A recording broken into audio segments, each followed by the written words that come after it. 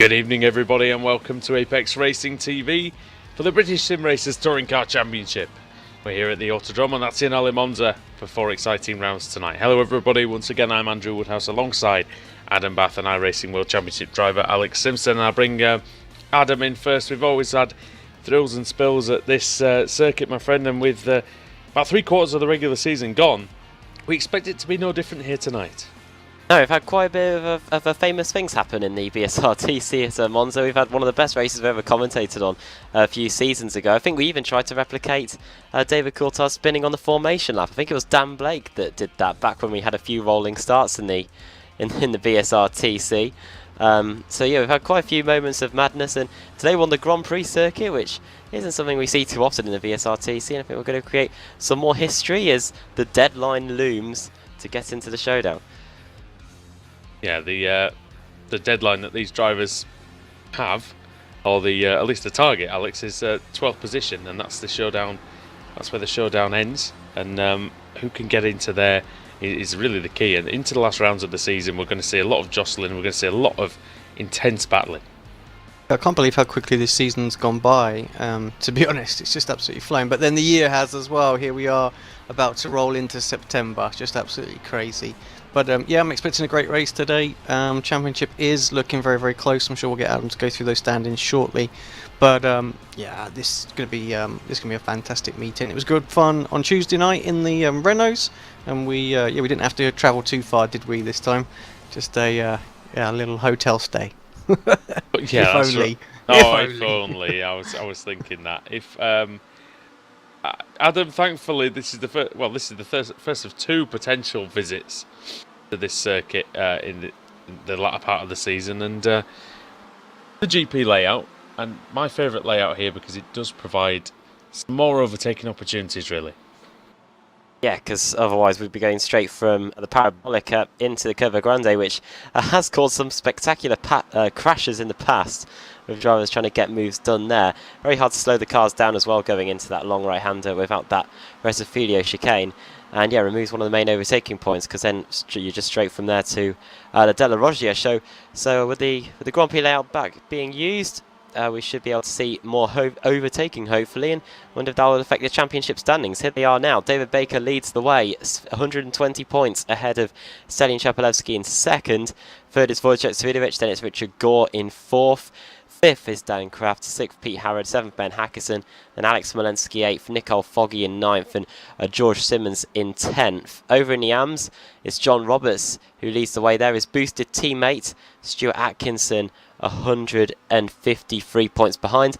And Roy Ververke in third, Laura Bond fourth, and Ross McFarlane in fifth. And then over to the team standings, it is Apex Racing, 517 points ahead of CQRS line.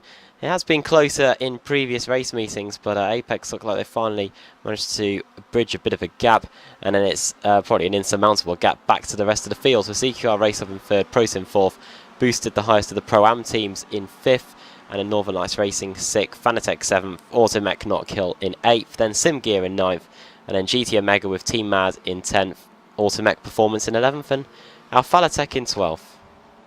Yeah, those guys have been picking it up slightly, haven't they, Alex, at the Apex Racing team, and took them quite a while to get started, but it looks like they're on a fairly good run of form now. Yeah, you're right, it did. CQR were leading the way at the start of the season. I'm obviously not going to sit here and say anything but that, I'm really happy to see that the team that we put together in the off-season is working well together, picking up the points. Got a good reserve driver in there as well when he needs to pop in Jamie. So, yeah, team is operating really, really well. Points are starting to show. And, yeah, just happy that it's all working out for them as they approach the latter half of the season. 8-lap races, Adam. And that brings us to around 15 minutes as usual, and got to look at the track temperature. I'm sure it will wildly fluctuate, like something out of the day after tomorrow or something, throughout the evening. 23 degrees track temperature, 21 degrees is the air temperature, virtually no wind. I think that'll make the drivers fairly happy. Yeah, we don't want something like 2012 either, or maybe some of the drivers would like the ground to swallow them up after some of the moves that we've seen in the last few weeks. But yeah, we'll run onto the grid as we now go down to the grid now. and it is on pole position, Wojciech Savinovic, car 1. Second is car 2, Dave Baker, so 1 and 2 from last season, 1 and 2 on the grid.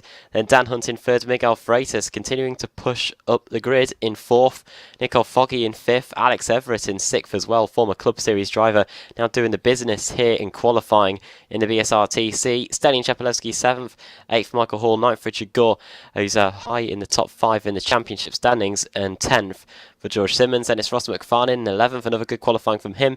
12th Ben Hackerson, 13th Pete Newman, his teammate Paul Smith in 14th, Alex Smolensky 15th, and then John Robertson 16th, with Colin Cunniff and Craig Evans 17th and 18th. Then Woodhouse, Jake Blackhall in 20th, 21st for Kip Stevens, 22nd Stephen Baxter, who had an alright meeting in the BSR Formula Renault on Tuesday night. Rusty Laidler 23rd, Max Wright 24th, Lord Murray 25th, 26th Jack McIntyre, 27th Scott Malcolm, 28th Stuart Atkinson for Boosted, Roy Verke 29th, and 30th for Sven Glatzel. He's going to want to watch through the field.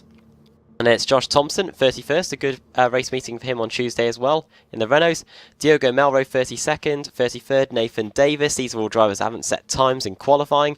35th, Stuart McFadden, 36th, Ashley Blake Hood, 37th, Jamie Ayres, 38th, Rob Graham, 39th for Matt Bunn, and 40th for Andrew Whitehead. And starting at the back in 41st and 42nd positions, it is Cesare Rizzo and Dave Christie. Very much, Adam, and Alex, you look at the sight of these 42 cars all lined up, it does give you a bit of a tingle. You got to think that it's going to be an excellent race when you see so many cars at such a fantastic circuit. Yeah, this is going to be good. I mean, what we've got 42 out there. It's going to be a fantastic race, actually. The draft's so key in this car as well, so we expect to see massive packs, but lots of opportunity to overtake here. Here we go then. Who's going to seize the opportunity? We'll find out now as the green light is on. We're away. Good start by Baker. Good second pace by Savinovic. He definitely got into his stride a bit better. Hunt versus Freitas from the second row on the way down into the Rettifilio. The first time, and Miguel Freitas is in third, but Dan Hunt's not giving up the position. Freitas manages to squeeze in front. There is some contact in the middle. I think that's a boosted car off, and it is Stuart Atkinson. Oh, we were racing with him in the Le Mans 24 Hours back in June. He hasn't got off to the best possible start here. Now going through Curva Grande, and here comes the Apex car, Chepelewski. He wants to make it even worse for Dan Hunt as they go towards the Della Roggia. There's damage to the boosted car as well of Atkinson, so I don't know how much further he's going to be going side by side between Daniel Hunt and Stelian Chepelewski. That's for fourth position. Chepelewski made a good start from 7th. He's already gained 2 places, trying to gain another one around the outside of Curva de Lesmo. And using that momentum, running all the way around the outside line. These drivers need to be very careful, Alex, that even they're battling side by side, they don't end up getting a slowdown, and Chepelewski being forced to slow down because of the gravel. Yeah, great battling out there at the moment, and yeah, I'm going to have to throw it straight back to you guys. Got a technical issue I need to look at. Look at this, how close this is going into the Ascari chicane. That's the Northern Lights racing car of Foggy out of nowhere. Oh, bit of a light touch from Hunt. Oh, and that's not a light touch at all. Heavy-handed somewhat between the two of them, and Nicole Foggy and Dan Hunt have come together. Dan Hunt into the wall. Michael Hall benefits from that. He's up into 6th place, and there's contact on the way what's down. Going on? It's all kicking off down into the Parabolica, and Hall is off, and Foggy is off as well. And to be honest, Adam, I did not see what happened there at all. Well, it's looking back, it's the Fanatec car coming out of the slipstream into the Northern Lights racing car, and completely innocent victims there, Foggy and Michael Hall. Stuff you don't expect to see from the drivers inside the top 10. And what's happened with Dave Baker? He's had an awful first chicane. He's lost second position to Miguel Freitas. That looks like a slowdown for Dave Baker. Do not want one of those, and that's going to be a nightmare for David Baker.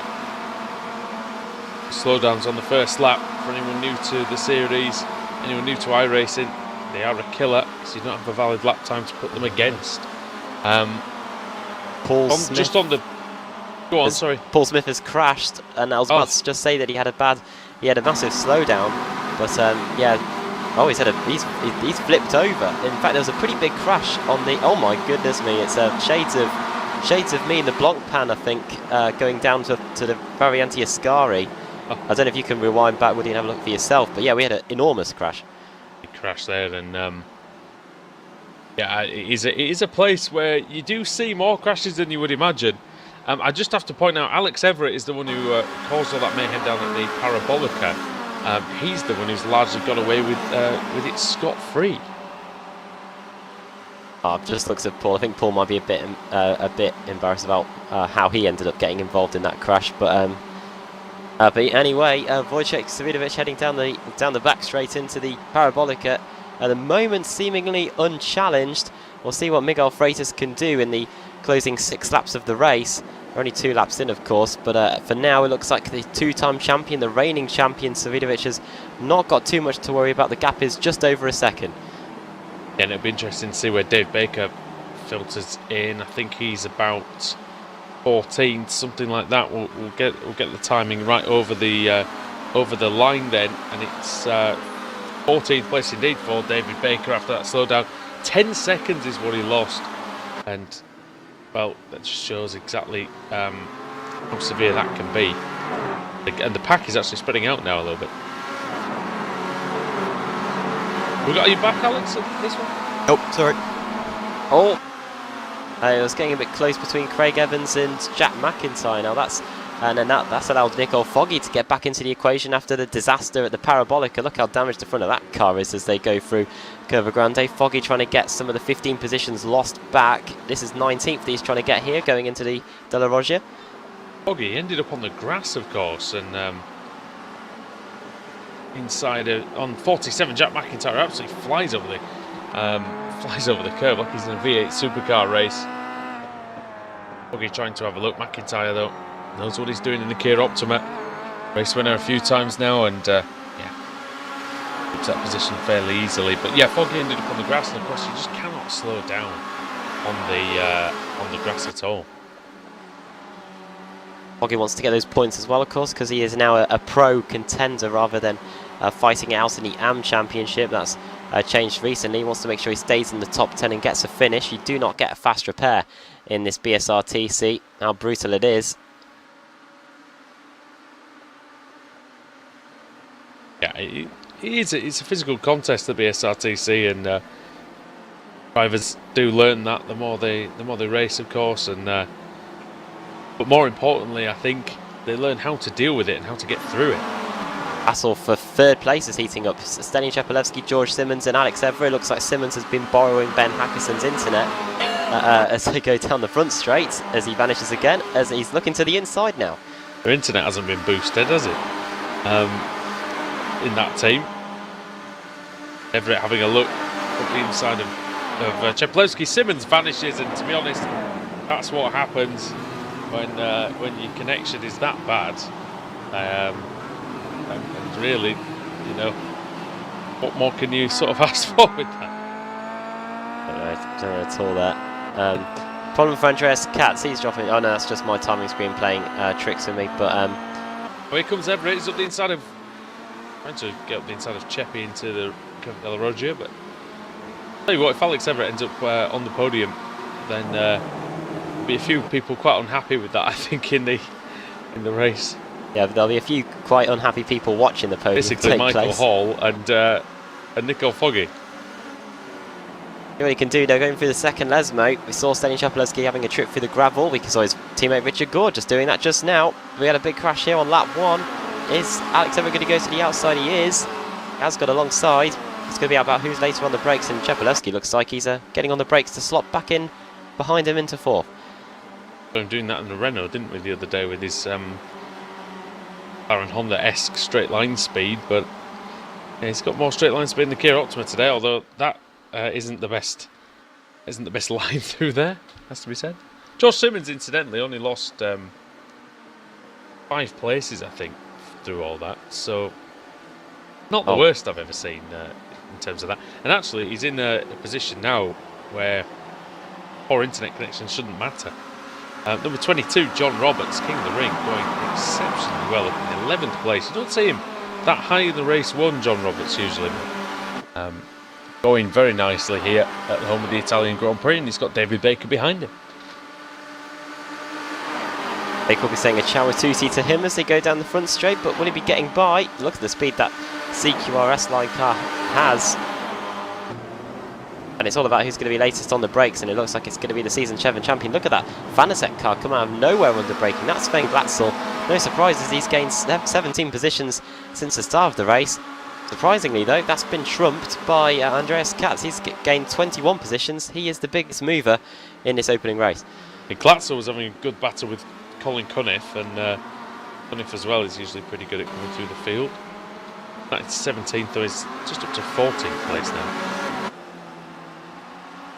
But Foggy is still 18th. Yeah, Foggy 18th. Believe it or not, that's still nowhere near the reverse grid. That starts in 26th place. That position currently held by Kip Stevens. We've got 1, 2, 3, 4, 5, 6, 7, 8 cars out of the race. Dan Hunt, Andrew Whitehead, Michael Hall, Paul Smith, Stuart McFadden, Ashley Blake Hood, Jamie Ayres and Josh Thompson, all out of the race, most of them on the opening lap. A few drivers not taking part tonight either. We've doesn't appear that Daniel Kraft is there, so no Daniel Kraft, no Laura Bond, no Lee Berridge, who just announced he's taking a break from the series, and also no Ashley Sutton. So there's a few drivers there turned up this week. And Glatzel now turning his attention to John Roberts as they go down the back straight. Dennis Melcher as well is another one that we normally see who isn't here. Oh, great move around the outside there by Glatzel. It'll be amazing if he's able to hold on to it, because Roberts will get the run on the inside, but here will comes Glatzel with that run on the exit of the corner. Much shorter run for Roberts on the inside line. Good straight line speed in the boosted car. Might be that Glatzel gets a little bit slipstream off David Baker. It's very, very close though, isn't it? Roberts not backing down into the Rettifilio. Glatzel very late on the brakes though. In fact, I think it was just Roberts a little bit early on the brakes, and good move by Sven though to get through. It's not always easy when you're on the outside into that particular corner. Keplerski's got back up to third. He's got past Alex Everett, so that is the Apex car back into podium positions. In terms of the rear wing for this one, what are we guessing? Have they got the rear wing lower than 0 for this? We'd imagine so, but will definitely be lower than 0, I would say. But of course, you do have to keep the tyres in decent shape here. It's not like not necessarily like it is in Formula 1.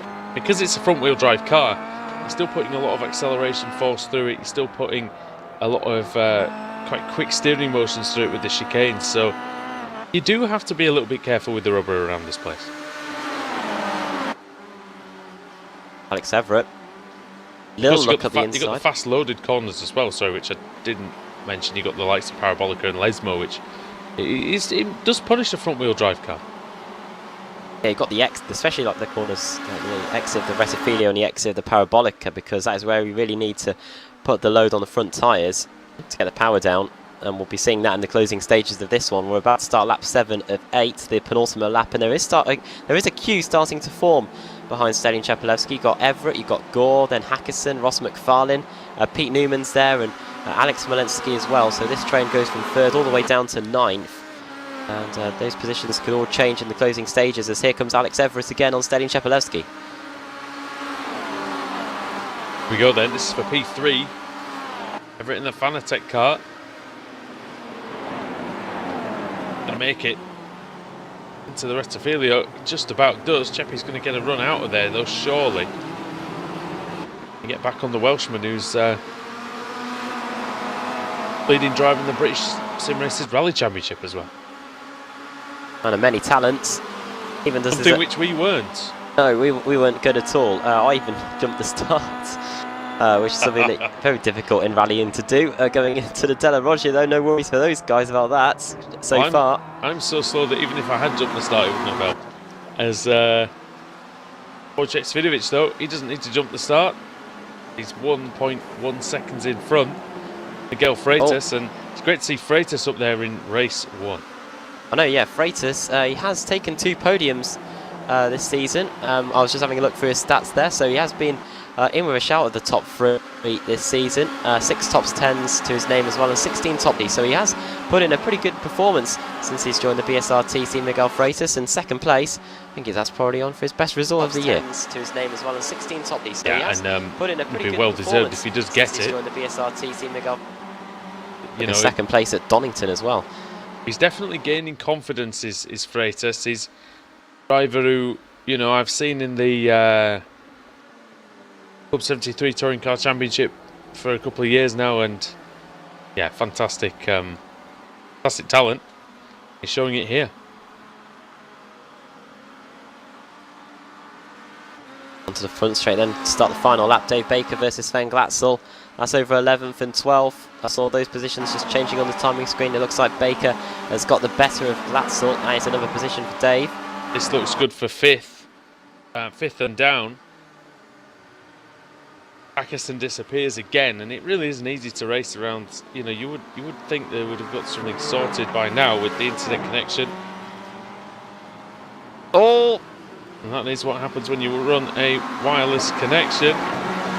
Alex Simpson did point out last week.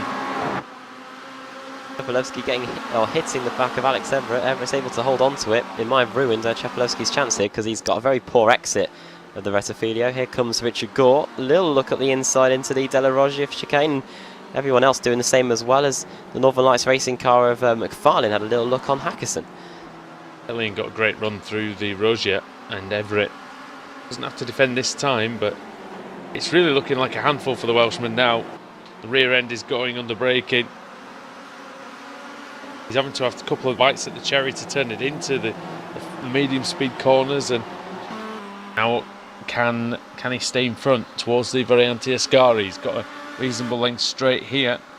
Chepelewski doesn't seem like he's got enough of it here. It might be the Parabolica on the final lap. We've seen some shenanigans there in the past. Even in the Road Pro Series, we've seen shenanigans around this track. Have indeed, and I think Mac Backham and Chembol Bassi into there, but down the straight we go. There's going to be a move on the final lap. Chepelewski moves out of the line and has a look. He can't do it, but Wojciech Svidovic, he can do it. He wins from pole position here at Italy, and a brilliant result for him and for Miguel Freitas. Who's going to get third then? It's going to be Alex Everett, just beating Stelian Chepelewski to that third place. Top 10 getting rounded up by George Simmons. Sven Glatzel was able to just beat David Baker, about half a tenth in it, between the Fanatec and the CQR S-Line car at the line. Between those guys, everyone else coming across the line now. We've got Kip Stevens, he's going to come across the line and take 28th. Rizzo and Dave Christie are pretty close. Team Mad GT Omega versus Automech Knock Hill. We're waiting on Roy Viverke. Across, I think he has. Oh, that's Stuart Atkinson coming across, I think, now. After the disaster at the first chicane for Atkinson, he takes that 31st place. What happened to Nathan Davis? He disqualified again? Nathan Davis is disqualified, yes. Nathan Davis got disqualified. Trying to, he must think there's some kind of trophy for that. He's catching up to Ash Sutton in terms of the disqualifications. So, yeah, poor Nathan Davis. He never seems to have any luck in this series, but yeah. We'll save that for the Apex Racing TV Awards of 2017. We do need to do some awards. I think that is a good plan. We're just waiting, I think, on Rob Graham. Here he comes now. I don't know what happened to Rob Graham, actually, to be so far down. Would imagine pit lane start. Does have some front left damage, though, he's had to contend with during that one. Yeah, Adam now with the final man over the line. If you can give us the finishing order. Here we go then, Wojciech Svidovic, car 1, P1, race victory. Didn't get fastest lap though, so he didn't get everything, but Svidovic takes the win. Second for Miguel Freitas, third for Alex Everett, fourth Stelian Chepelewski, fifth for Richard Gore, another top 5 for him after starting in 9th. Sixth for Ben Hackerson, 7th for Ross McFarlane, 8th Pete Newman, 9th Alex Malensky, George Simmons in 10th. And 11th, Sven Glatzel. 12th, Dave Baker. After that massive slowdown at the start of lap 2. He nearly was 11th, of course, but Sven Glatzel just beating him to the line. John Roberts, 13th. 14th for Colin Cunniff. 15th for Nicole Foggy. After that crash at the Parabolica on the opening lap of the race. 16th for Jake Blackhall, 17th for Mark Woodhouse, 18th for Jack McIntyre, 19th Stephen Baxter, and 20th the biggest mover in the field, Andreas Katz, 22 positions gained, started in 30th, got 20th in the end. Might be something wrong with my timing on that one, considering that you don't gain 22 places from starting 30th, maybe a pit lane start or something. For Katz there. Craig Evans in 21st, 22nd Melroy, 23rd Matt Bunn, and then 24th Laidler, 25th Max Wright, 26th Laura Murray, 27th Scott Malcolm, 28th for Kip Stevens, 29th for Cesaro Rizzo, and then 30th for Dave Christie, 31st Stuart Atkinson, 32nd for Roy Ververke, and there's Rob Graham finishing in 33rd. He will be the man on pole if we get a full. Nathan Davis a lap down, disqualified, hence why he's not eligible for the reverse grid draw. Then Michael Hall 7 laps down, Stuart McFadden also 7 laps down, McFadden involved in the big crash on the run up to the Ascari chicane. Then Dan Hunt out after getting turned around on the exit of the Varianti Ascari whilst in the lead group. Then Paul Smith, a bit of a silly incident. I don't know if you all agree with me, but yeah, trying to avoid the crash, ended up going into the wall. Ashley Blake Could 7 laps down, Andrew Whitehead also 7 laps down, Josh Thompson and Jamie Ayres both 8 laps down as well, and Jamie Ayres finishing in 42nd place. Hey, you mentioned that crash earlier on. Alex, are you back with us, mate? Yeah, I am back. We're still having technical problems. It's worth pointing out for any people that can watch it. It seems some regions on YouTube are working absolutely fine, and other regions are throwing up an error when they're trying to watch it live. So okay, not quite sure what's done there. So I couldn't get it fixed. So what we did was we threw it up on Facebook at the same time as well. So both, so it should appear on YouTube afterwards when it finishes polling. It's receiving all the footage and everything else like that. Like I say, there's a couple of people reporting they're watching it, but it's on Facebook for anyone who wants to watch it straight away. I'll take it you've chucked the link on there for onto the chat as well. So yeah, that's Apex Racing TV Facebook. Correct. Yep. Yes. So everybody, go and watch that because we'll be there for the most of the evening. Alex, I wonder if we can go back and. Can we have a look at the crash of lap? Was it lap 2? Because of course I didn't bookmark anything. Didn't have it? Oh no, that's fine. Because obviously I was just totally trying to sort all that the whole race. So I do apologise. That's fine, no worries. But you do have the reverse grid wheel, though. I bet. I do have the reverse grid wheel, so let's bring that up. Apologies to Paul Smith. I've just had a look at it again, and yeah, he was forced off the road, which caused this crash. Sorry, Paul. Alright, here we go then. Spinning. We've missed the fall. Could be 40th, could be 32nd. It's going to be close. Well, that's 40. You watch, we'll come back after the break and that'll be tipped over to 32nd. I tell you, it's that close. But right now it's pointing at 40, guys. Well, that's... we can't have 40 because 40 cars didn't finish. So it is Rob Graham that's inherited the pole position for this second race. He's won more than he bargained for, I think. Second is Roy Ververke, third Stuart Atkinson, Dave Christie fourth, and Cesare Rizzo starting in fifth. So it's a good day if you're a Automech driver. Indeed, Rob Graham, like Floyd Mayweather, will have to get a little bit punchy off the line, you would imagine, to be able to hold on to this victory, but he's going to damn well try, I'm sure. Join us back here for races 2, 3 and 4 from Monza when we return here on Apex Racing TV.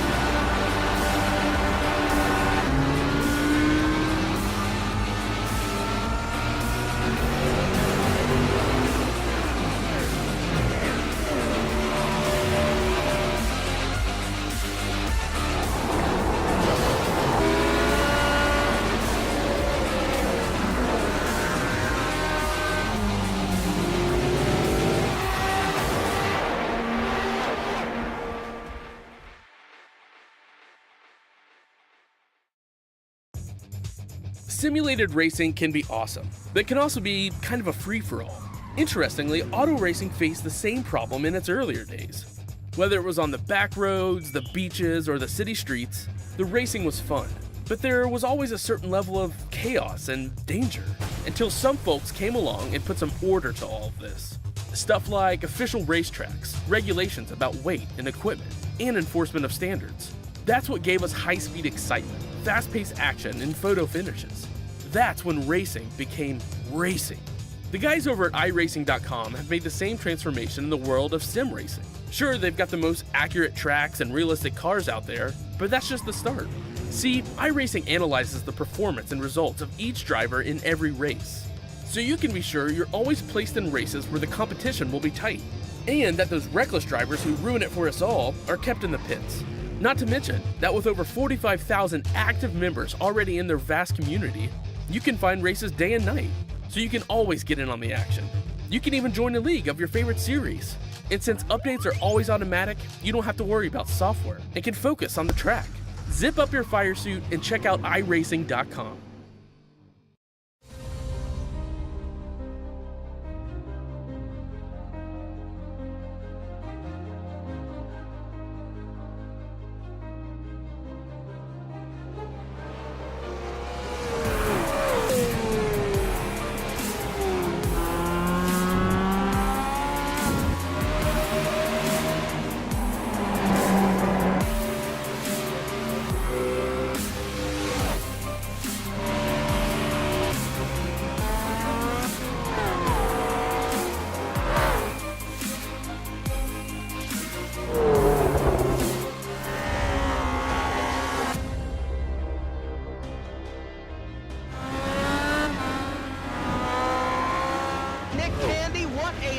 Truex in the outside, contact made. 56 slides it at a 4. Who's going to be at the stripe? Dead even, give it to Ryan Truex. Truex is your winner over Tandy.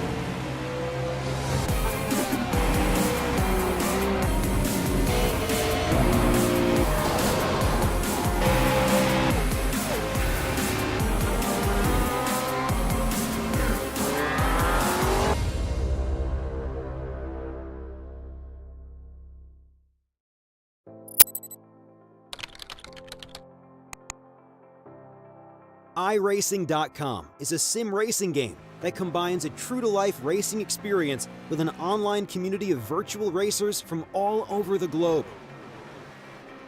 iRacing offers a multitude of officially licensed cars and tracks, laser scanned with millimeter accuracy.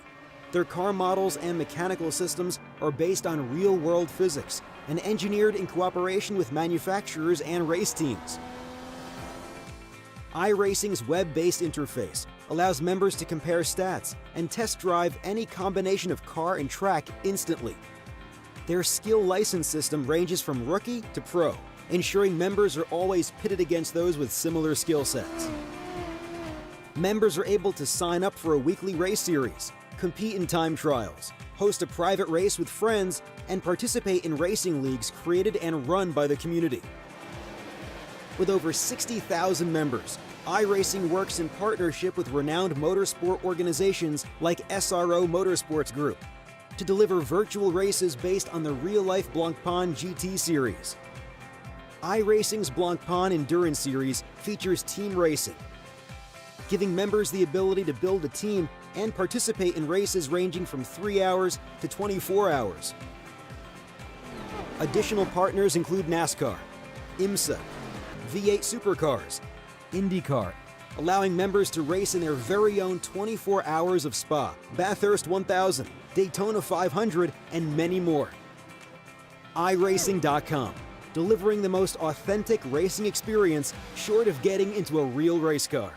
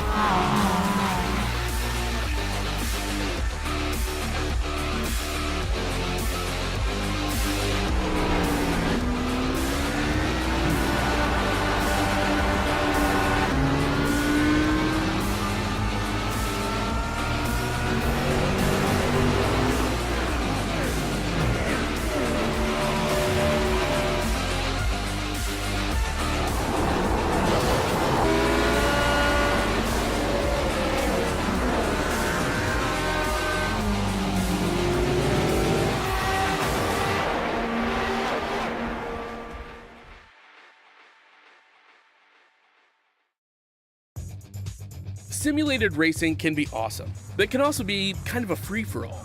Interestingly, auto racing faced the same problem in its earlier days. Whether it was on the back roads, the beaches, or the city streets, the racing was fun. But there was always a certain level of chaos and danger, until some folks came along and put some order to all of this. Stuff like official racetracks, regulations about weight and equipment, and enforcement of standards. That's what gave us high-speed excitement, fast-paced action, and photo finishes. That's when racing became racing. The guys over at iRacing.com have made the same transformation in the world of sim racing. Sure, they've got the most accurate tracks and realistic cars out there, but that's just the start. See, iRacing analyzes the performance and results of each driver in every race, so you can be sure you're always placed in races where the competition will be tight, and that those reckless drivers who ruin it for us all are kept in the pits. Not to mention that with over 45,000 active members already in their vast community, you can find races day and night, so you can always get in on the action. You can even join a league of your favorite series. And since updates are always automatic, you don't have to worry about software and can focus on the track. Zip up your fire suit and check out iRacing.com.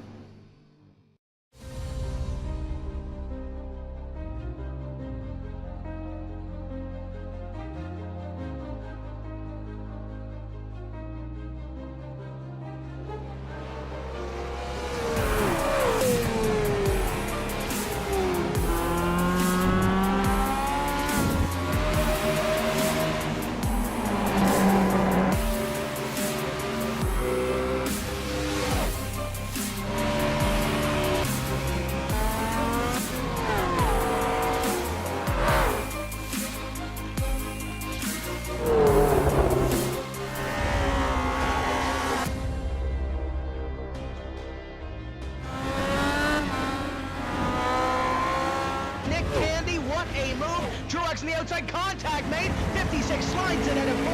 Who's going to be at the stripe? Dead even, give it to Ryan Truex. Truex is your winner over Tandy.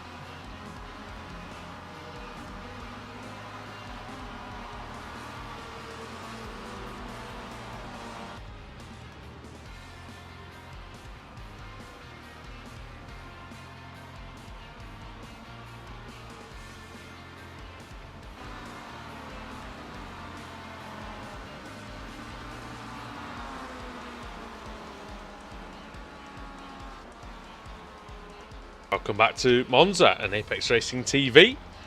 Facebook Live, of course, tonight, and the British Sim Racers Touring Car Championship. Andrew Woodhouse alongside Alex Simpson and Adam Bath. And Alex, we talked at length on Tuesday night about how much you love this circuit, and would you want to be in the middle of a 42-car grid of Kia Optimas? That's the question. Not in the middle. I wouldn't mind to be towards the front. I think that'd be quite a lot of fun. 18 degrees track temperature, and things are a lot cooler out there. Lap times are going to be quicker, and maybe overtaking is going to be harder, but we saw in race 1 that wasn't easy in the first place, really. No, I mean, when it's the big packs, you know, really it's the person at the front that's more vulnerable than anything, so the rest are all pretty much able to defend using the draft from the car ahead. So I think we're going to see much of that again. But what I will say, I do think the chicane does break it up a little bit and give people the opportunity to break away, because I'm quite surprised that we saw Wodge able to pull a little bit of a gap, and I think that was only really due to that extra chicane. Otherwise people would have closed up an extra sort of 2 or 3 tenths going into Curva Grande. So yeah, interesting little twist, because normally they run without it, don't they? Yeah. We're going to have probably a no chicanes layout at some point later on in the showdown. Nathan Davis is officially being shown as being on the pole position. However, I think he's looking like it. He's looking like he's. But it looks like he's got a pit lane start. Same for Rob Graham as well. So Roy Ververke is going to be starting on the pole. Yes, he is, and I'm just trying to find him. Here we go. Red lights are on for race 2. Green, green, green. Green light is on then. The front row was vacant. And away from the line is Roy Ververke. Joe Atkinson. Desiree Rizzo alongside him. See what we get then into turn 1. Loretta Filio. Tiny bit of contact going on in there, but fairly well behaved. That's pretty good. Blowdowns already. Yep. Atkinson and Rizzo. Both knew to get out of the way, didn't they? You know, big time. How do you get a slowdown on the first lap still, after all that we talk about it, after all the many races that we've done? And that was very nearly a massive smash on the way towards the Roggia. And there's surely going to be more slowdowns handed out here, because I saw a boosted car over the inside of the corner, leaning on at someone else. Saw McIntyre as well. They were. It might have been McIntyre actually. Sorry, it might not have been a boosted car. 2 wheels in the air and everything. Looked very, very good. Kip Stevens Almost has already made supercar-esque. Yeah, there you go. That's a car that enjoys the curves a lot.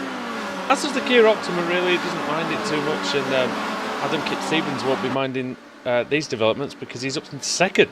Yeah, great start by Kip Stevens. 5 positions gained. Same for Max Wright as well. He's got quite a habit of gaining a few positions at the start recently, and it's a good start for Automech Performance. Yeah, they've got 2 of their cars there, and both of them AM drivers in Ververke and Wright. And here come the CQR race up cars. That's Rusty Laidler, a veteran of the series, up the inside of Max Wright, and maybe even Stevens if he can get his braking right. But no, he doesn't.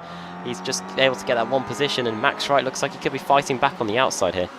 Rusty was taking no prisoners there, and he got squeezed across to the inside just enough that he didn't end up going on the grass, because Alex, if he had gone onto the grass, we would have seen exactly the same incident we had in race 1. Yeah, exactly that. Straight on in the first the parabolic cars. Getting pretty tasty there, though. Oh, he's on the grass now. Oh, and he gets hit. Oh, and Ververke misses the chicane. He's got to go across. He's got to take the Rosberg. Oh, and around as well. And there's almost a blockage there as the Fanatec car went in. I think it was Glatzel and nerfed. Oh no, it was Baxter. It was Baxter, I think, and nerfed one of the cars out of the way. Well, I'm not sure who that was. Was it Dave Christie that he pushed out of the way? I didn't see it. Not sure about Ververke dropping down massive. He's got the mother of all slowdowns, because he didn't even take the slalom course little thing. He went straight across, and he's going to end up last. That's for certain, because he's actually He's had to stop. He's had to stop. absolutely crazy, isn't it? You missed the chicane. And look, still not going, otherwise you would have gone. I mean, you missed the chicane on the first lap and you end up last. That right there needs to be reported, because that's ridiculous. That's not a slowdown penalty. No, that's not a give back the time gained penalty, is it? No. Or the positions gained penalty. Oh, Kip Stevens is off at the Ascari. Oh, the leader. Or at least slightly off. Oh, but slowed him down massively, and here comes Craig McLeod-Evans. Oh, it's very close. Yeah, Max Wright and Mark Woodhouse also very tight there. That's for 10th place. It was all kicking off there going through the Ascari chicane. But yeah, Kip Stevens now versus Craig Evans for the lead into the Parabolica. The Northern Lights racing car takes the lead, and in the background there's another Fanatec car diving up the inside. That's Sven Glatzel on Dave Christie. We saw what happened with Alex Everett when going down the back straight in that his Fanatec car. Thankfully we didn't see the same scenes there. Good showing from Dave Christie so far in this meeting. And yeah, he's one that has admitted to be still learning the car and still really getting to grips with the Kia Optima, but he's getting to grips with Sven Glatzel now, and the sim gear car very nearly going onto the grass to try and get through. That was Jack McIntyre, and look at that, it's two distinct packs now, Alex, and Stevens has retaken the lead, or at least he's trying to. Yeah, around the outside of turn 1, but Evans is fighting back. He's got his teammate for a bit of company. Foggy doing well. Hopefully he can push him, get him teammate just nose ahead, and actually Craig just sort of cuts him off right there for Kip. So Kip's now under pressure from Foggy behind. Oh, around contact. the outside, contact. Oh, look at Glatzel. Yeah, perfect. Really past saw two. that coming, didn't he? And just shaped himself up to get the jump on both of them straight into P2. That's the anticipation, Adam, that usually makes Sven Glatzel one of the best men at coming through the field.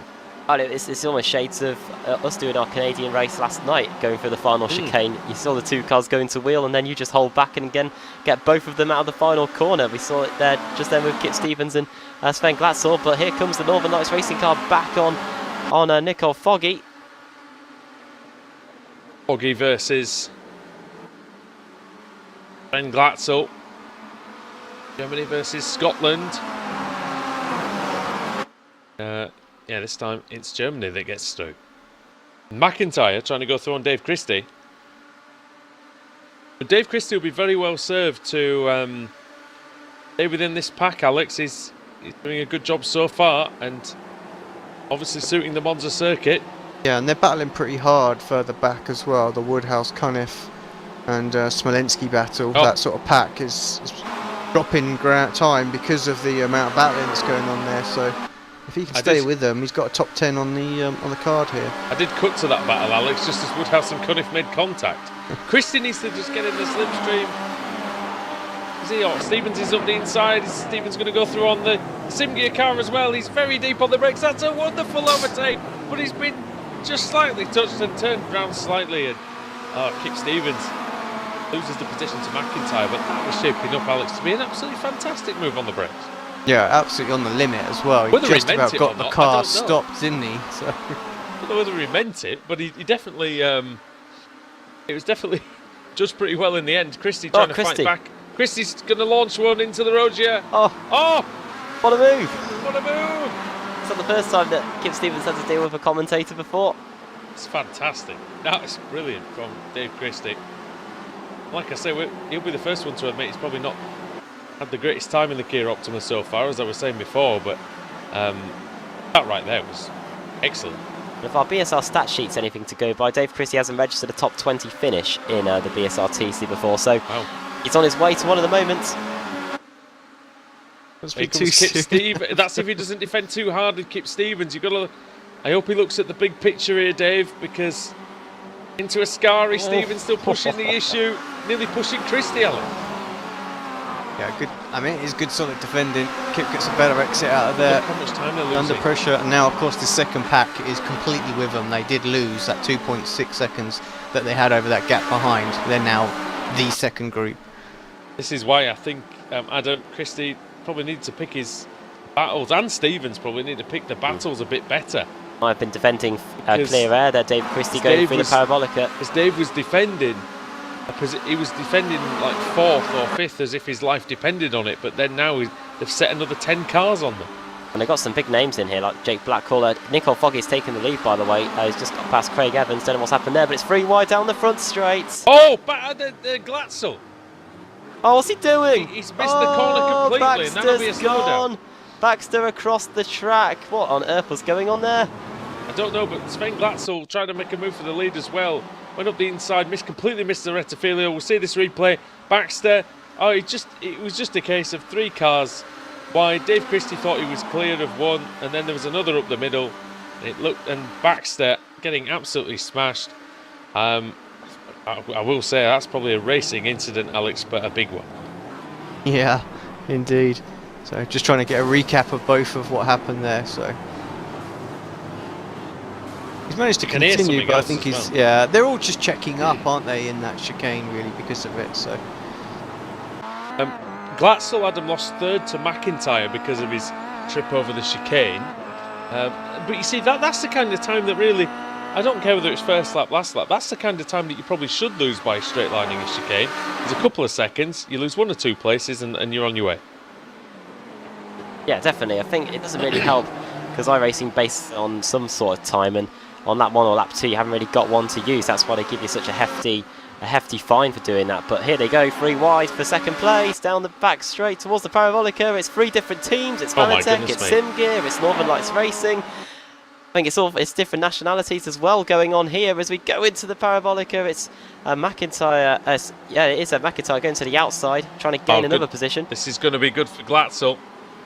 Going to be very good for Sven Glatzel if he can get the momentum. He just had to pull out of the slipstream, and this is where McIntyre maybe should cover off. It's very difficult to cover anyone off, Alex, when you're going this fast down the main straight of Monza. Yeah, that's it. I'm just watching and seeing how this one's going to play out as 3 wide, and sensibly I think McIntyre just left a little bit of room. Glatzel makes the corner. Both of them get a good run behind him, but it's somehow contact behind as well. Christie around. You cursed him, Adam. Sorry, Evans is going through Curva Grande. McIntyre nearly quarter panels. Glatzel's into the gravel. And he survives just about. And then he's too late on the brakes. He's going to miss the Rogier, and he nearly Rogers McLeod Evans. Then here comes McIntyre. What a battle this is for 2nd position. Still watching on the replay. I jumped to see what happened to Dave. And it looked very, very weird, I have to say. He just sort of started to veer to the right. Oh no! I took it as automatic colleague as well in Max Wright. We're all right. Glatzel got past McIntyre. Alex, he's still on the replay. We're back live. Did you see any of that stuff going on for 2nd place? Yeah, we saw it all. Yeah, saw it all. What did you make of it? Yeah, well, fantastic bit of battle in there. So. But yeah, so much going on, and there's something in the background as well. I think that's Colin Cunniff from Blackhall. Colin Cunniff, Northern Lights Racing. They've obviously got a very good car here, Adam. Northern Lights Racing. Definitely, in terms of the straight line speed, and also if they can get the car to the front, they seem to have some of the best drivers in the business in terms of making it stay there. The likes of Cunniff, Evans, Nicole Foggy, the standout performer of the season so far. He's just got to hold on now for the last few laps, and after the battling that Evans and Glatzel have been doing, he's got a healthy 3-second advantage with 2 laps to go, so he's just got to hold on for about 12 kilometres. Yeah, those guys really slowed each other up on that lap. No quarter given, no quarter asked. But what they have given, like you say, away is 1.5 seconds to Nicole Foggy, and it's probably now the rookie from Scotland. He's going to have a good chance of adding to his win total. Does he have a win yet? I think he does, doesn't he? Does he have one? Foggy? I think so. 3 wide into the first turn as well. That's Kip Stevens, Pete Newman, McFarlane as well. A little bit of contact. Baker's in there too. You know, it's at the back. Oh, yeah. Not giving up an opportunity to get involved. Something going on with Michael Hall as well. They're in the gravel. Oh dear. Coming out of turn 1, so not sure who that was with. I think it was Rizzo he was battling with. This Rizzo. Is not. And I'll be honest, Adam, I'm not really surprised that the CQR car and Rizzo are having some issues. Going into the corner, then hold up the inside of Rizzo. Rizzo, though, able to hold on to the position. Still kicking off here with 2 laps to go. Michael Hall going to do? He's going to go up the inside into Lesmo 1. That's what he's going to do. And he's going to, yeah, Oh, have off you some of go. that. Oh, oh dear. Oh, no. Oh no. Oh no, it's happening again. And we're up. And to me, that is, put it this way, case closed is what I will say on that one. But maybe even fanning the flames. I don't know. One or the other. Never dream of it. Oh, Evans. in front. What's going on in front? What is it? Freitas. It's Freitas. Is it the gravel? It's a quarter panel. It's Alex. It's your favourite, the original and the best here. Kip Stevens. He's been in the championship since its inception. I think he knows as well as anyone how to do one. I was about to say the master knows, doesn't he? Look at that. Oh, He taught perfect. you everything you know, Alex. That's it. Just dump. There we go. Meanwhile, for Oh. second place Oh, again. my Oh, word. McIntyre's hitting Glatzel. I think he was trying to bump draft him, but as we saw at Le Mans, Alex, it doesn't always go well, does it, when that happens? No, not at all. Final no. lap of the race then. I think we're all right. Glatzel is an absolute maniac on the brakes into turn 1. No wonder he And gained so this many time- positions. This time he finally gets it right, Adam, although he's on the gravel coming out of the gun.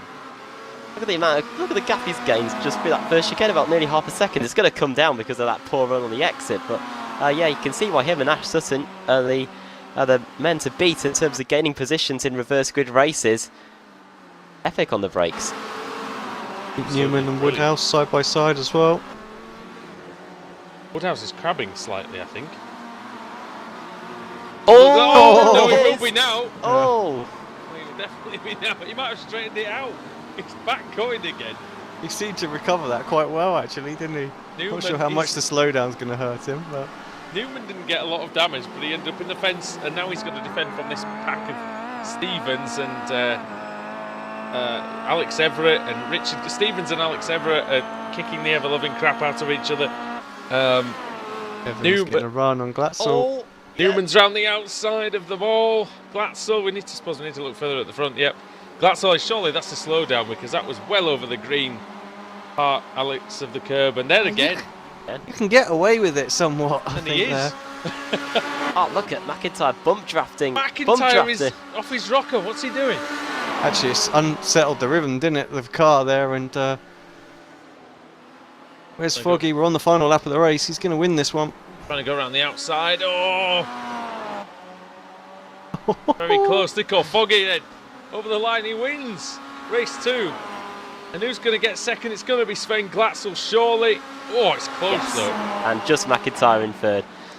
I wanted that race to go on and on. Why did it have to finish? We'll see. Oh my goodness me. Oh no, you take It's it. Adam, I Stevens. can't. It's Kip Stevens leading everyone round to the line, but who's going to finish in front? It's going to be Stevens or Everett. Who's it going to be? The Everett by 200ths of a second. So close there. It was also mind-blowingly close between Ross McFarlane and Jake Blackhall. Only half a tenth between them. They're still going, by the way, for the arse end of the 30th positions. Elin Shepelevsky's going to come across, and he's going to get 36th. It looked like Scott Malcolm got disqualified, possibly on the final lap, was it? No, he's still going. Or is it? He just He's got a lot of damage. Yeah. just got hit off, I think, then. Oh, oh, look at that. He's sideways, is Malcolm. Finishes though, scores valuable points, of course. Daniel Hunt's still going. In fact, the leader has caught up with him. They call Foggy the winner. Actually caught Dan Hunt, who's still racing. Oh, and that's why the car looks terrible. The car is not handling well for Dan Hunt, Alex. I'm not sure exactly what the issue is there. It looks like He qualified in the top 10 in race 1, didn't he? he's crabbing a little bit. I don't know. Oh, maybe not. He's been in the pits, so yeah, he's had some repairs. Might be rear suspension, by the way this thing's turning in. Looks horrible. But he's going to make it to the finish. Going to cross the line, or is he just going to come in the pits? He's give it all up and come into the pit lane. Give it up. He will cross the line, of course. Yeah. In the pits. There's Finish in 38th place. 38th place. Unfortunately, this means that Dave Christie will now be 2 laps down, so he won't be eligible for the reverse grid for race 3. Believe it or not, despite all the action that was going on, we only had 2 retirements from that race, and that was Andreas Katz and Stuart McFadden. I mean, does Dave Christie count as one? He was a retirement, wasn't he? Yeah, so 3 retirements from this race. Alex, I don't know about you. I wanted that race needed to be twice as long as it was. I was Fantastic. really enjoying that one. Yeah, fantastic race. Really enjoyed that one. It was a bit crazy, but that's I suppose what we expect from the Monza circuit. Yeah, more of the same, I think, please, for race 3. Adam, if the Italian Grand Prix is anything like that at the weekend, well, hold on to your hats. It could be a slipstream fest, I don't know. I hope it is. Yeah, let's run through the finishing order from this one, though, which turned out to be a bit of a slipstream fest as well. Nico Foggy takes the win, 4.9 seconds ahead of Sven Glatzel in the end. It showed you how much time was lost between Glatzel, McIntyre and Evans fighting over that second place. Colin Cunniff making it 3 Northern Lights racing cars inside the top 5. I wonder how long it could be before they're fighting in amongst Boosted for the Pro-Am title at Northern Lights Racing. Alex Walensky finishing in 6th, Ben Hackerson 7th. That's another strong result for Hackerson, actually. 8th for John Roberts, 9th for George Simmons, and 10th for Dave Baker. Cars that started inside the top 10 that finished there, 0. 11th. There we go, then. 11th for That says it all. I'm sure it wasn't helped by a few pit lane starters, but yeah, 11th for Ross McFarlane, 12th Jake Blackhall, 13th Alex Everett, 14th Kip Stevens, 15th Michael Hall, 16th Richard Gore, 17th Pete Newman, 18th Frizzo, 19th Lorne Murray, and 20th for Wojciech Swidovic. 21st place for Paul Smith after starting 38th. That's a good recovery there from the Yorkshireman.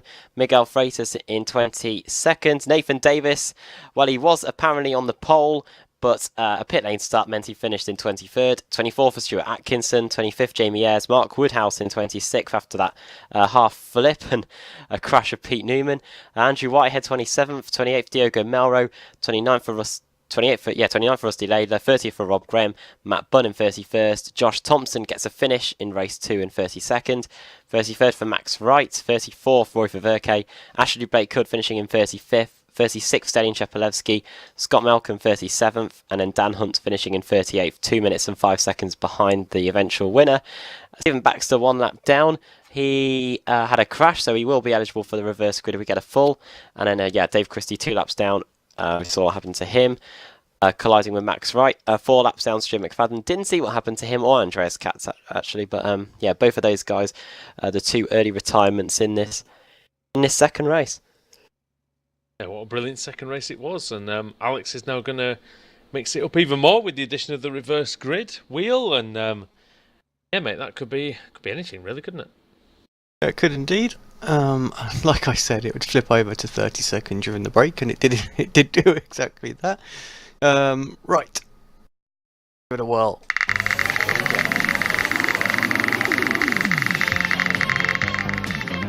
Long spin, it's going for a while. Fall's coming into play. I think it will be. I don't think it's going to get past that close, but nowhere near as close as it was last time. Indeed, Fall. That's Stephen Baxter onto the pole position then, so he'll be happy with that. Second Dan Hunt, so he's back at the front after not the best start to race 1 and an awful race 2. Scott Malcolm starting in 3rd.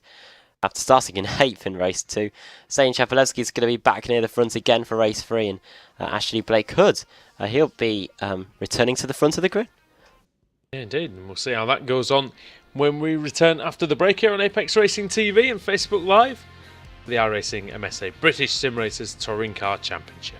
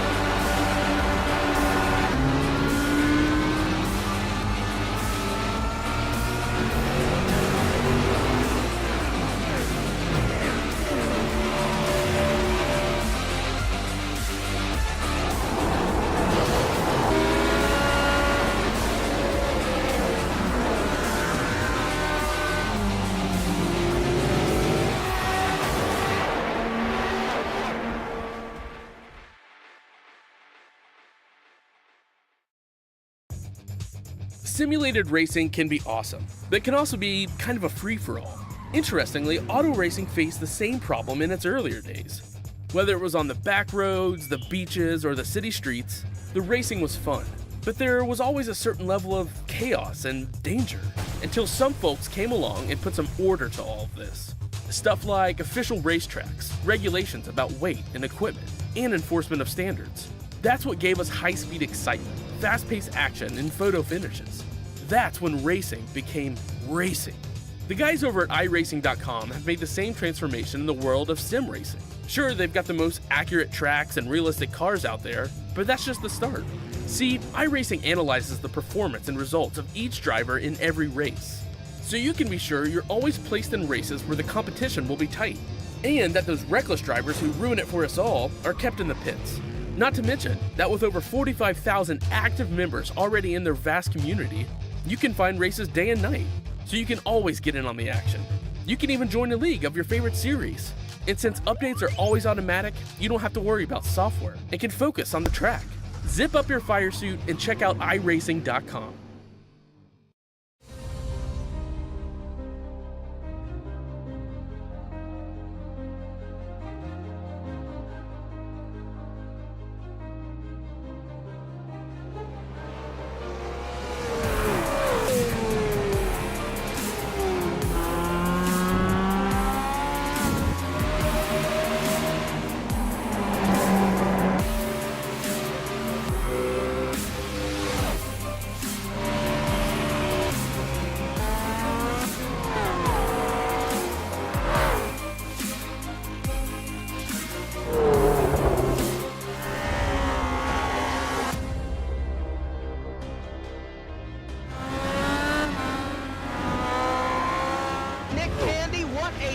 Truex in the outside, contact made. 56 slides it at a 4.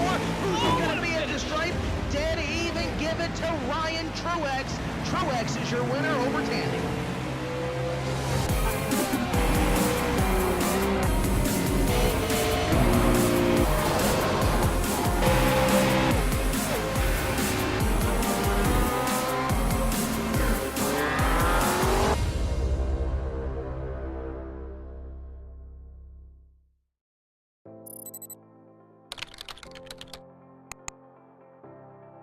iRacing.com is a sim racing game that combines a true-to-life racing experience with an online community of virtual racers from all over the globe. iRacing offers a multitude of officially licensed cars and tracks, laser scanned with millimeter accuracy. Their car models and mechanical systems are based on real-world physics and engineered in cooperation with manufacturers and race teams.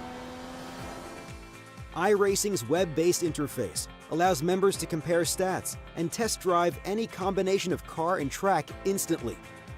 Their skill license system ranges from rookie to pro, ensuring members are always pitted against those with similar skill sets. Members are able to sign up for a weekly race series, compete in time trials, host a private race with friends, and participate in racing leagues created and run by the community. With over 60,000 members, iRacing works in partnership with renowned motorsport organizations like SRO Motorsports Group to deliver virtual races based on the real-life Blancpain GT series. iRacing's Blancpain Endurance Series features team racing, giving members the ability to build a team and participate in races ranging from 3 hours to 24 hours. Additional partners include NASCAR, IMSA, V8 Supercars, IndyCar, allowing members to race in their very own 24 hours of Spa, Bathurst 1000, Daytona 500, and many more. iRacing.com, delivering the most authentic racing experience short of getting into a real race car.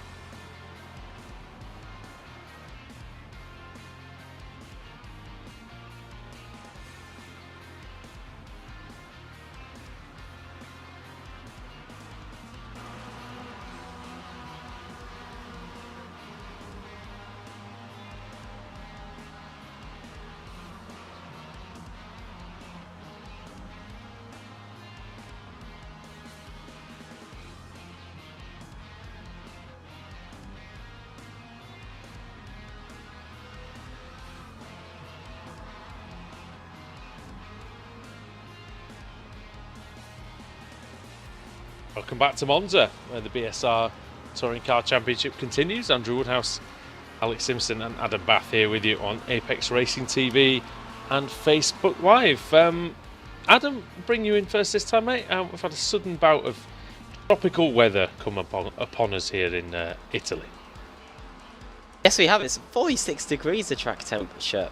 Where if you were in Italy a few weeks ago, you might have got that. But we're now going into September. The autumn is starting to draw in. I don't think we're getting the track temperature like that too often these days. But I always think we see the better racing in the cooler temperatures. But we'll see how these drivers tackle the hot track here for race 3. Yeah, I think it's going to be interesting. And Alex, different challenges for the drivers, of course, different tyre management challenges and things like that. And hopefully we see the full grid take to the start this time. Yeah, that'd be nice rather than the front row disappeared. But yeah, I think, I mean, obviously the braking is going to be the tough part with the hot weather and tyres, but actually they're not going to be too bad.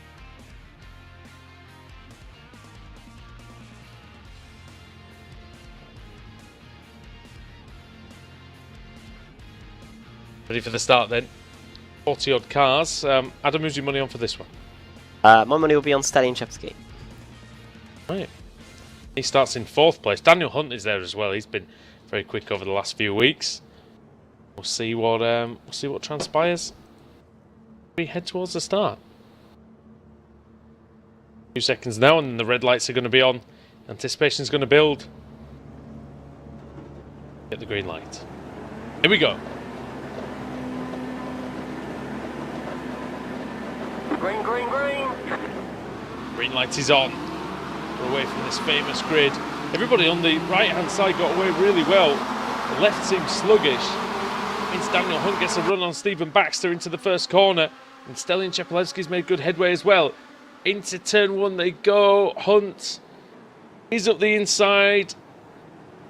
Fairly cautious, but made that work, Daniel Hunt. Good start indeed, yeah. Stephen Baxter slots into 2nd place. I wonder if Stallion Chepalevsky can get a good enough run through Curva Grande to try and get himself promoted up into 2nd place in the Apex car. A slowdown for someone in the middle of the pack. I wonder if it's Smith off the track. Yeah. I don't know if that's slowdown for him, but Richard Gore have one? No, Richard Gore's okay. He didn't seem to have one. Into the Curva della Roggia. Looks like everyone's through. At least at the front of the pack. What have we got near the rear? Okay as well. yeah, no problems at all. Very tight still. Craig Evans, our man who finished on the podium in race 2, has pulled off to the side of the track and he must have got terminal damage. That's got sent for a little trip there by McFadden, I think. But apart from that, it's all good. What he wanted. And Dan Hunt with a great start though, and he's pulling away at the front, Adam, and he has looked good, hasn't he, since coming back into the series? Yeah, the Pro Sim team have definitely got themselves a good driver in Dan Hunt. His qualifying performances have been pretty good the last few race meetings and has helped get his team some valuable points on the board. He'll be going for the win here if Stephen Baxter can hold up Stallion Chepalevsky. But Cheppy having a little look there going into the final corner. You can also see there that is Matt Bunn pressuring Scott Malcolm going into the Parabolica. Pulled over to the right hand side down the back straight did Daniel Hunt, tried to get out of the slipstream, and he's doing that again. Look, down the main straight across where the old Vodafone symbol used to be on the inside. Surprised Baxter isn't going with him. That would have given him a bit of a defensive line into this corner. Had some slipstream from Cheppy, so yeah, made himself a bit more vulnerable. Hunt's nearly missed it. And Cheppy was deep in the corner as well, and he's managed to get away with it. That gap's come down. So yeah, 0.8 of a second it was before the straight, so down to 0.4. Not sure any manner of moving out of the draft will work now for Daniel Hunt. Trying it, but really on this occasion into the Roggia. Really having trouble slowing the car down. That's these hot temperatures, Alex, isn't it? It really does mean that the tyres and the brakes, they lose their effectiveness quite quickly. Yeah, they've obviously not had long for warm-up either, so a couple of laps really, so it's very hard to judge exactly where the braking points need to be. We heard one of the drivers saying sometimes they're as much as sort of 50 metres earlier that you have to brake just for the optimal braking sort of percentage, so you don't overheat the tyres and things like that in these sort of conditions. So one thing that's quite a margin to adjust for, you know. One thing that it does do, though, mate, is that it does bring it gives some opportunities to some drivers who may not necessarily like the cooler conditions. Well, yeah, exactly that. So those that struggle in the first few laps and can maintain their tyres and brake well, it's a big advantage for them. Massive slowdown for Stuart Atkinson. Oh, and his teammate's been crash. hit. Atkinson and Smolensky coming together. That's now Sven Glatzel on the outside, the man who finished on the podium in race 2. He must always leave a space, is what he'll be saying. Into the Parabolica. Yeah, into Parabolica. Maybe that's one thing with BSRTC Team Radio coming to 2018. It will have to be rated 18, I think. Alex, what do you reckon? You'd have to get your bleep machine ready for that one, I think. Oh, this is Jamie Ayres versus Wojciech Savinovic versus Mark Woodhouse over about 14th, 15th and 13th, 14th, 15th going into the first chicane. Woodhouse versus Savinovic then. Oh, and Newman has been parked on the apex of the Rettifilio. It must have been a right mess of that. I think Rob Graham might have jumped the chicane because he gained a whole lot of positions in one go and now he's had to give them all back. Might serve the slowdown penalty by now. But Savinovic trying to get past Newman.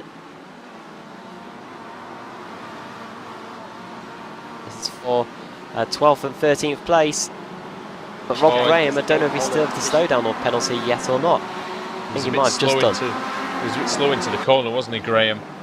And sort of stopped the charge of Newman and Wojciech Savinovic, but Graham's back going again now. Woodhouse is in there.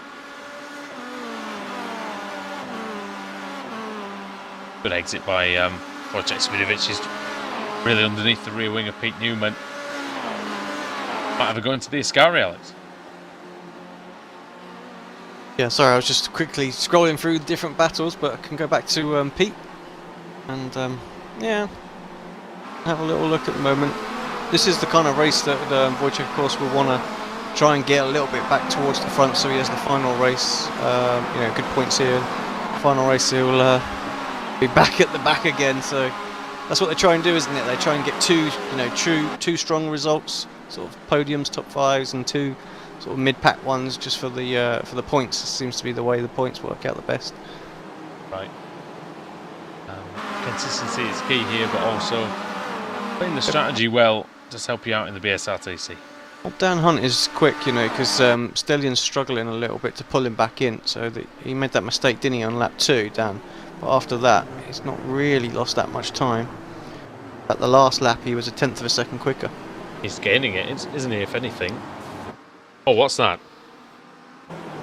There's some contact at the first chicane. I don't know who it was, but Rob Graham's got himself in a bit of strife, as has Pete Newman's now stuck behind him. Wojciech Savinovic boxed in, Adam.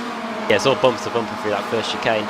Constantinoing up, and now Newman trying to go around the outside of the Automet car. Savinovic really stuck in between a rock and a hard place here as he tries to get through the door. There's a gap in the middle, but surely Savinovic won't go for that. Newman flying up the inside of the Automet car into the Roger. Graham has to get out of it. Savinovic through as well. This might be the opening of the floodgates. Might get Newman here as well. He's right alongside here. And if he can get through, it'll be a fantastic move by Wojciech Savinovic. And it is. That was brilliant. That was that anticipation again that we talked about with Glatzel. Look at that gaggle behind them. Starting off with Michael Hall and going back. Everett, Ayres, Gore, Smith. All those guys. Everett and Ayres particularly close on the exit of the second Lesmo. Here he comes, Jamie Ayres with the Welsh Dragon on top of his Kia Optima. And who's that Apex car trying to forge a path through the middle? That's Richard Gore. See what he can do, Gore. Oh, Ayres and Everett. That wasn't so good, but it worked out well for one of the Welsh drivers anyway.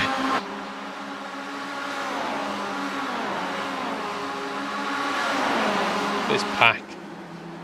That was absolutely raging. About 12th place down to about 20th. There was a bit of contact. Gore and Ayres, and here comes Simmons up the inside.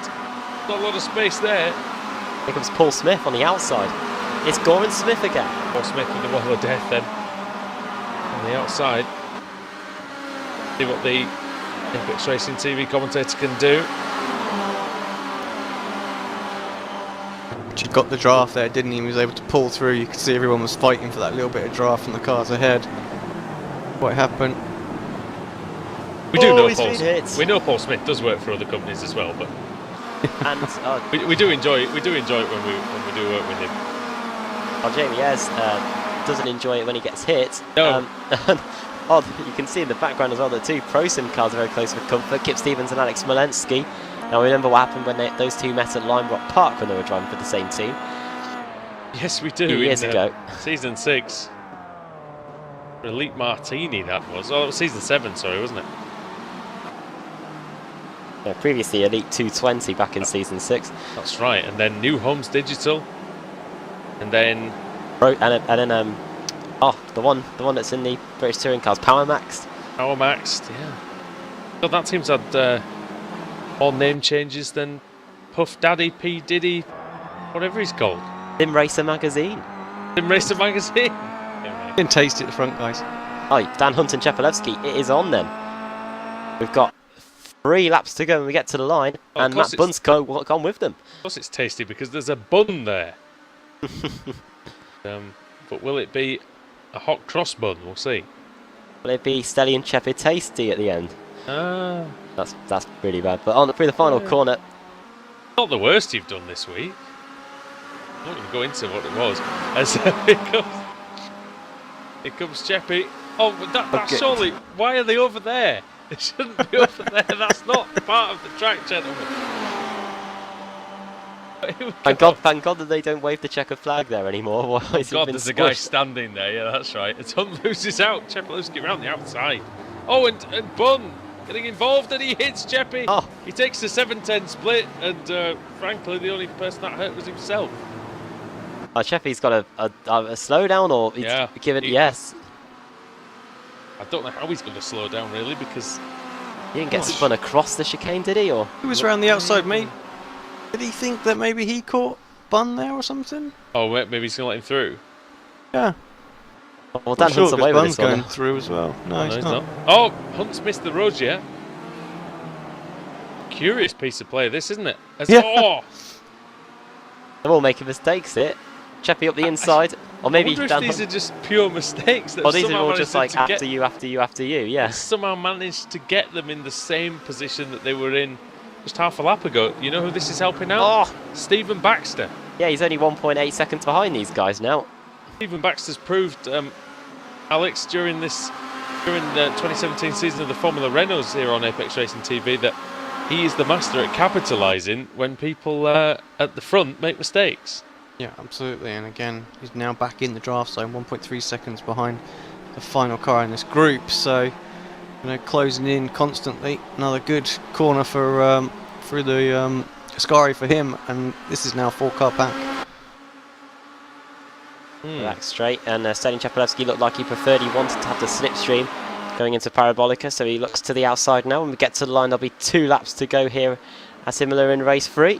Very interesting battle. I wonder if the guys in that second group thinking, well, if we can just keep it clean, we've got to have a chance of getting to these guys. But it's about 5 seconds, isn't it? Do you remember that World Touring Car race a few years ago where Huff and Tarquini were so far ahead, then they both got punctures and the BMWs ended up winning it? Yeah, we could see a similar thing here, not with the punctures, but with the lead group having issues. You can see that group of about four cars there, and it's just for posterity. It's Laidler, Malcolm, Melrose, and Max Wright. I don't think I've even mentioned Diogo Melrose tonight, but oh no, what's happened to Scott Malcolm? Oh, it's an engine failure, isn't it? Scott Malcolm, the smoke has now settled, but yeah, that is the end of the race. How many times has Scott Malcolm blown the Kia Optima's engine in the last year or so? It's quite a few, isn't it, Alex, in these league races? I've seen to. A few drivers just sort of go through the gearbox too quickly under braking. Just try and get that engine braking to help them get the car to turn. And that's Laidler and Sorry, that's Laidler and Melrose getting up close and personal, I think, in the Curva della Roggia. And who's that? That's Andrew Whitehead, who's managed to get back to this group. I'm sure he wasn't in the group a minute ago. He's up to 7th now. That's only 5 positions gained for Andrew Whitehead. Not anymore. Into the wall. And he's not going to be happy with that. He won't. I'll tell you if he's got any justification on that one. No, it looked like he veered. It looked like him and Max Wright kind of veered into each other, but where's Wright supposed to go? I mean, he's pretty much all the way over to the left as he can be there, yeah. Whitehead, unfortunately, just a bit of a misjudgment, it looks like. Wouldn't put that one on Max Wright. Coming round to the white flag then. So 2 retirements for the drivers, for 2 drivers that were inside the top 10. Well, not a retirement. Whitehead's got going again, but nowhere near the top 10 now. Through the final corner, white flag is going to be at the ready. But who's the checkered flag going to be ready for? And they come round again after 5.79 kilometres. You could make a strong argument, actually, Alex, that those guys are cutting the course by now. Well, yeah, you could. Because it's not technically part of the circuit anymore. It's just so that there aren't any... If you did that and someone was on the outside and didn't move, you know... Oh. Sorry, mate.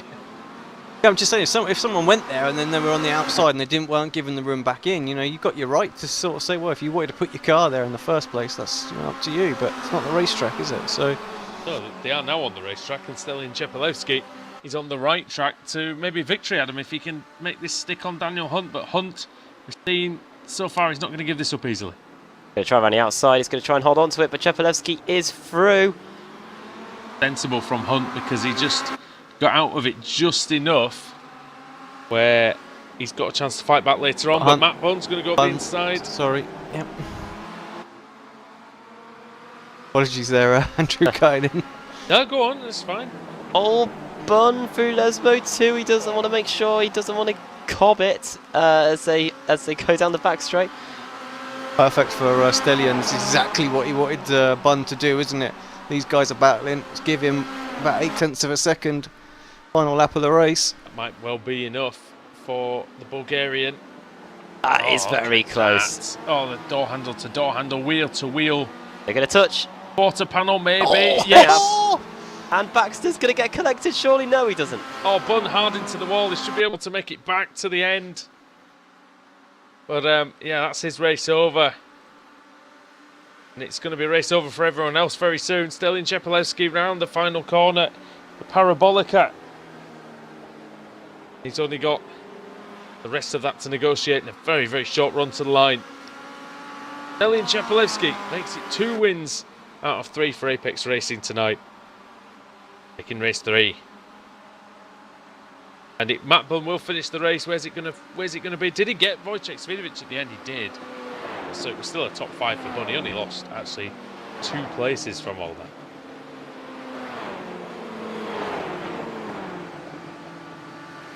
There's a bit of a gaggle going on here. Yeah, just saw that. Baker, Stevens and Smith all fighting across the line. I reckon something went on in these last few laps, because I'm sure those guys were quite close together on the timing sheet going across the last lap, but it's like it all got spread apart a bit. I think we lost Rob Graham, did we? Oh no, he's just again got severe damage on the final lap, it looks like. Josh Thompson. Or does it? He gets the 35th place. Yeah, Josh Thompson manages to finish the race. Yeah, he'll be the last classified finisher. Nico Foggy, did he get... Yeah, did he get disqualified, or did he... Foggy was... Retirement. Retired. Yeah, retirement, yeah. So Nico Foggy will be eligible for the reverse grid pole. But Adam, first of all, before we do that, you can take us through the finishing order for round 3 of the evening then. Chepelewski takes the win, then Stephen Baxter, the pole sitter, ending up fighting back to a 2nd place. Dan Hunt finishing in 3rd, Diogo Mauro in 4th, Matt Bunn finishing in 5th. Bunn's car looking significantly toasted there at the end of the race. Wojciech Svidovic finishing in 6th, Rusty Lathler 7th, 8th Pete Newman, 9th Rover Verke and 10th for Max Wright, 11th Mark Woodhouse, 12th for Richard Gore, 13th Alex Everett, 14th for Michael Hall, 15th for George Simmons, 16th Ross McFarlane, 17th place for Alex Molensky, 18th Jamie Ayres and 19th Kip Stevens, the two-time champion, and Dave Baker, who's aiming for a second title, finishing in 21st place for Paul Smith, 22nd for Miguel Freitas, Jake Blackhall finishing in 23rd after a non-score in race 2 for Katz. He gets a 24th place finish in race 3.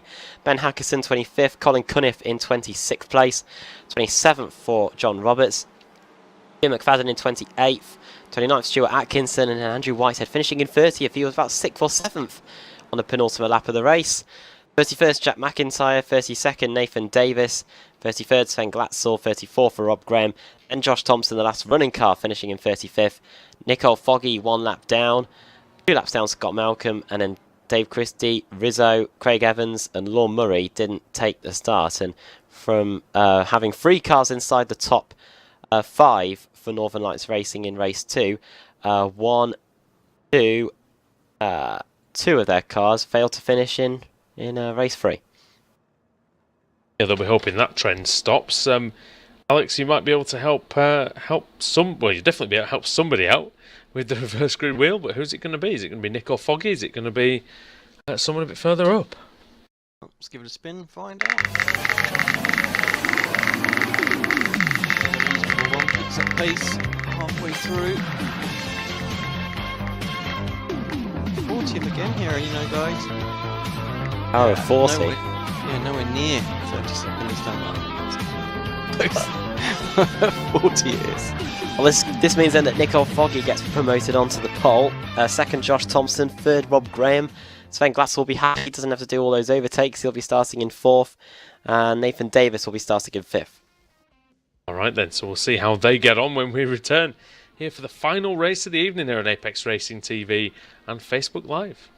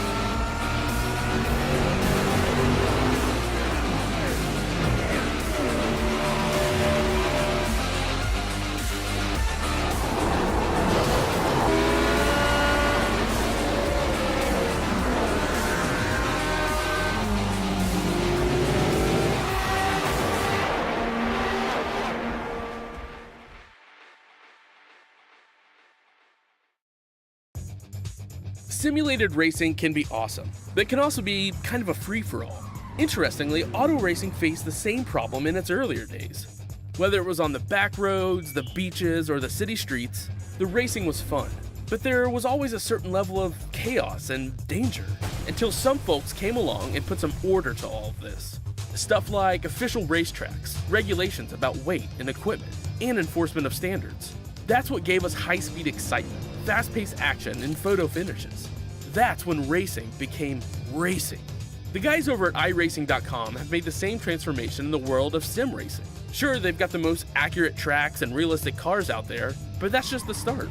See, iRacing analyzes the performance and results of each driver in every race, so you can be sure you're always placed in races where the competition will be tight, and that those reckless drivers who ruin it for us all are kept in the pits. Not to mention that with over 45,000 active members already in their vast community, you can find races day and night, so you can always get in on the action. You can even join a league of your favorite series. And since updates are always automatic, you don't have to worry about software and can focus on the track. Zip up your fire suit and check out iRacing.com.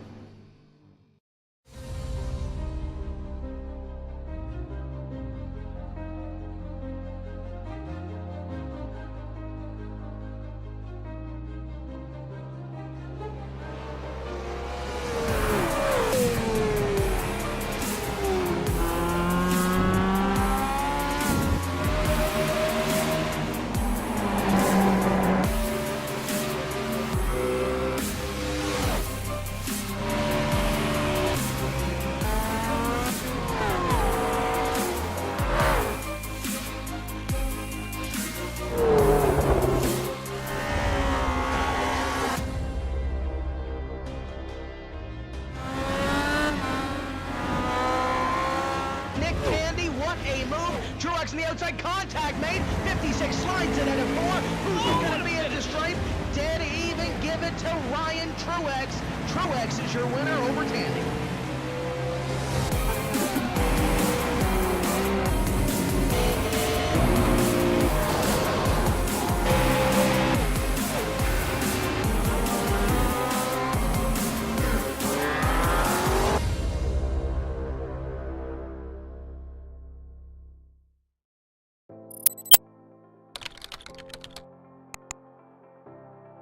iRacing.com is a sim racing game that combines a true-to-life racing experience with an online community of virtual racers from all over the globe.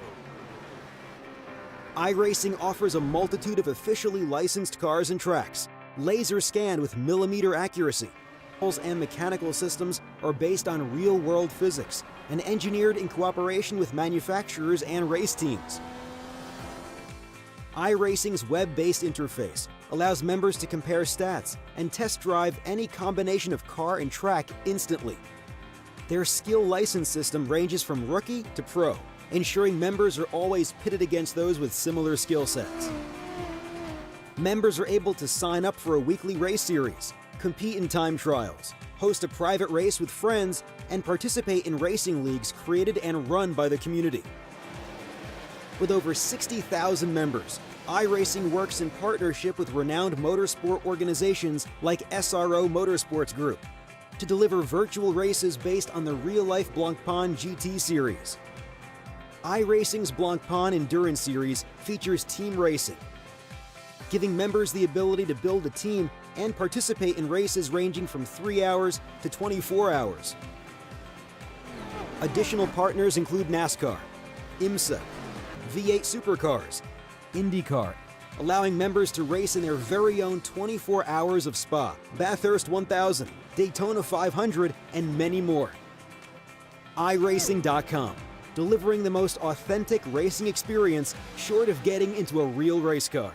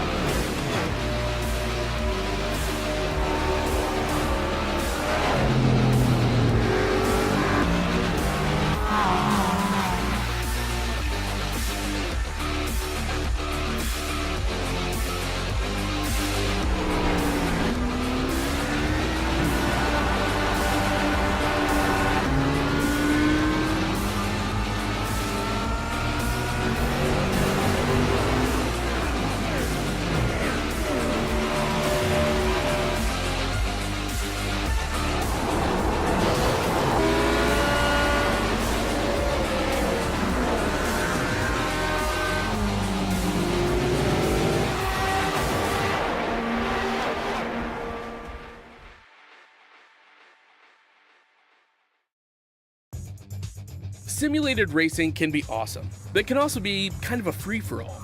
Interestingly, auto racing faced the same problem in its earlier days. Whether it was on the back roads, the beaches, or the city streets, the racing was fun. But there was always a certain level of chaos and danger, until some folks came along and put some order to all of this. Stuff like official racetracks, regulations about weight and equipment, and enforcement of standards. That's what gave us high-speed excitement, fast-paced action, and photo finishes. That's when racing became racing. The guys over at iRacing.com have made the same transformation in the world of sim racing. Sure, they've got the most accurate tracks and realistic cars out there, but that's just the start. See, iRacing analyzes the performance and results of each driver in every race, so you can be sure you're always placed in races where the competition will be tight, and that those reckless drivers who ruin it for us all are kept in the pits. Not to mention that with over 45,000 active members already in their vast community, you can find races day and night, so you can always get in on the action. You can even join a league of your favorite series. And since updates are always automatic, you don't have to worry about software and can focus on the track. Zip up your fire suit and check out iRacing.com.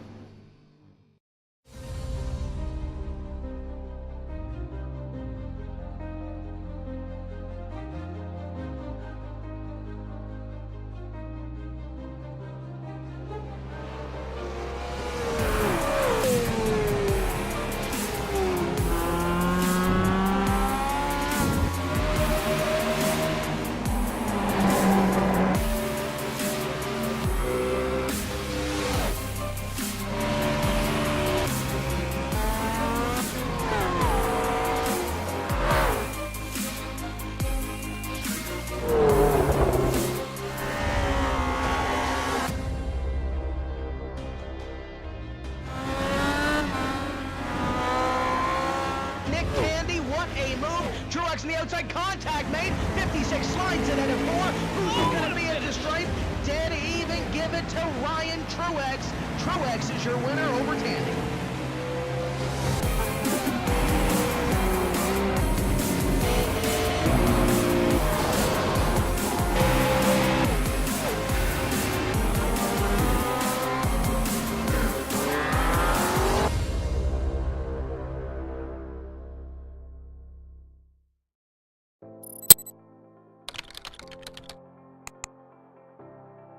iRacing.com is a sim racing game that combines a true-to-life racing experience with an online community of virtual racers from all over the globe. iRacing offers a multitude of officially licensed cars and tracks, laser scanned with millimeter accuracy. Their car models and mechanical systems are based on real-world physics and engineered in cooperation with manufacturers and race teams. iRacing's web-based interface allows members to compare stats and test drive any combination of car and track instantly. Their skill license system ranges from rookie to pro, ensuring members are always pitted against those with similar skill sets. Members are able to sign up for a weekly race series, compete in time trials, host a private race with friends, and participate in racing leagues created and run by the community. With over 60,000 members, iRacing works in partnership with renowned motorsport organizations like SRO Motorsports Group to deliver virtual races based on the real-life Blancpain GT series. iRacing's Blancpain Endurance Series features team racing, giving members the ability to build a team and participate in races ranging from 3 hours to 24 hours. Additional partners include NASCAR, IMSA, V8 Supercars, IndyCar, allowing members to race in their very own 24 hours of Spa, Bathurst 1000, Daytona 500, and many more. iRacing.com, delivering the most authentic racing experience short of getting into a real race car.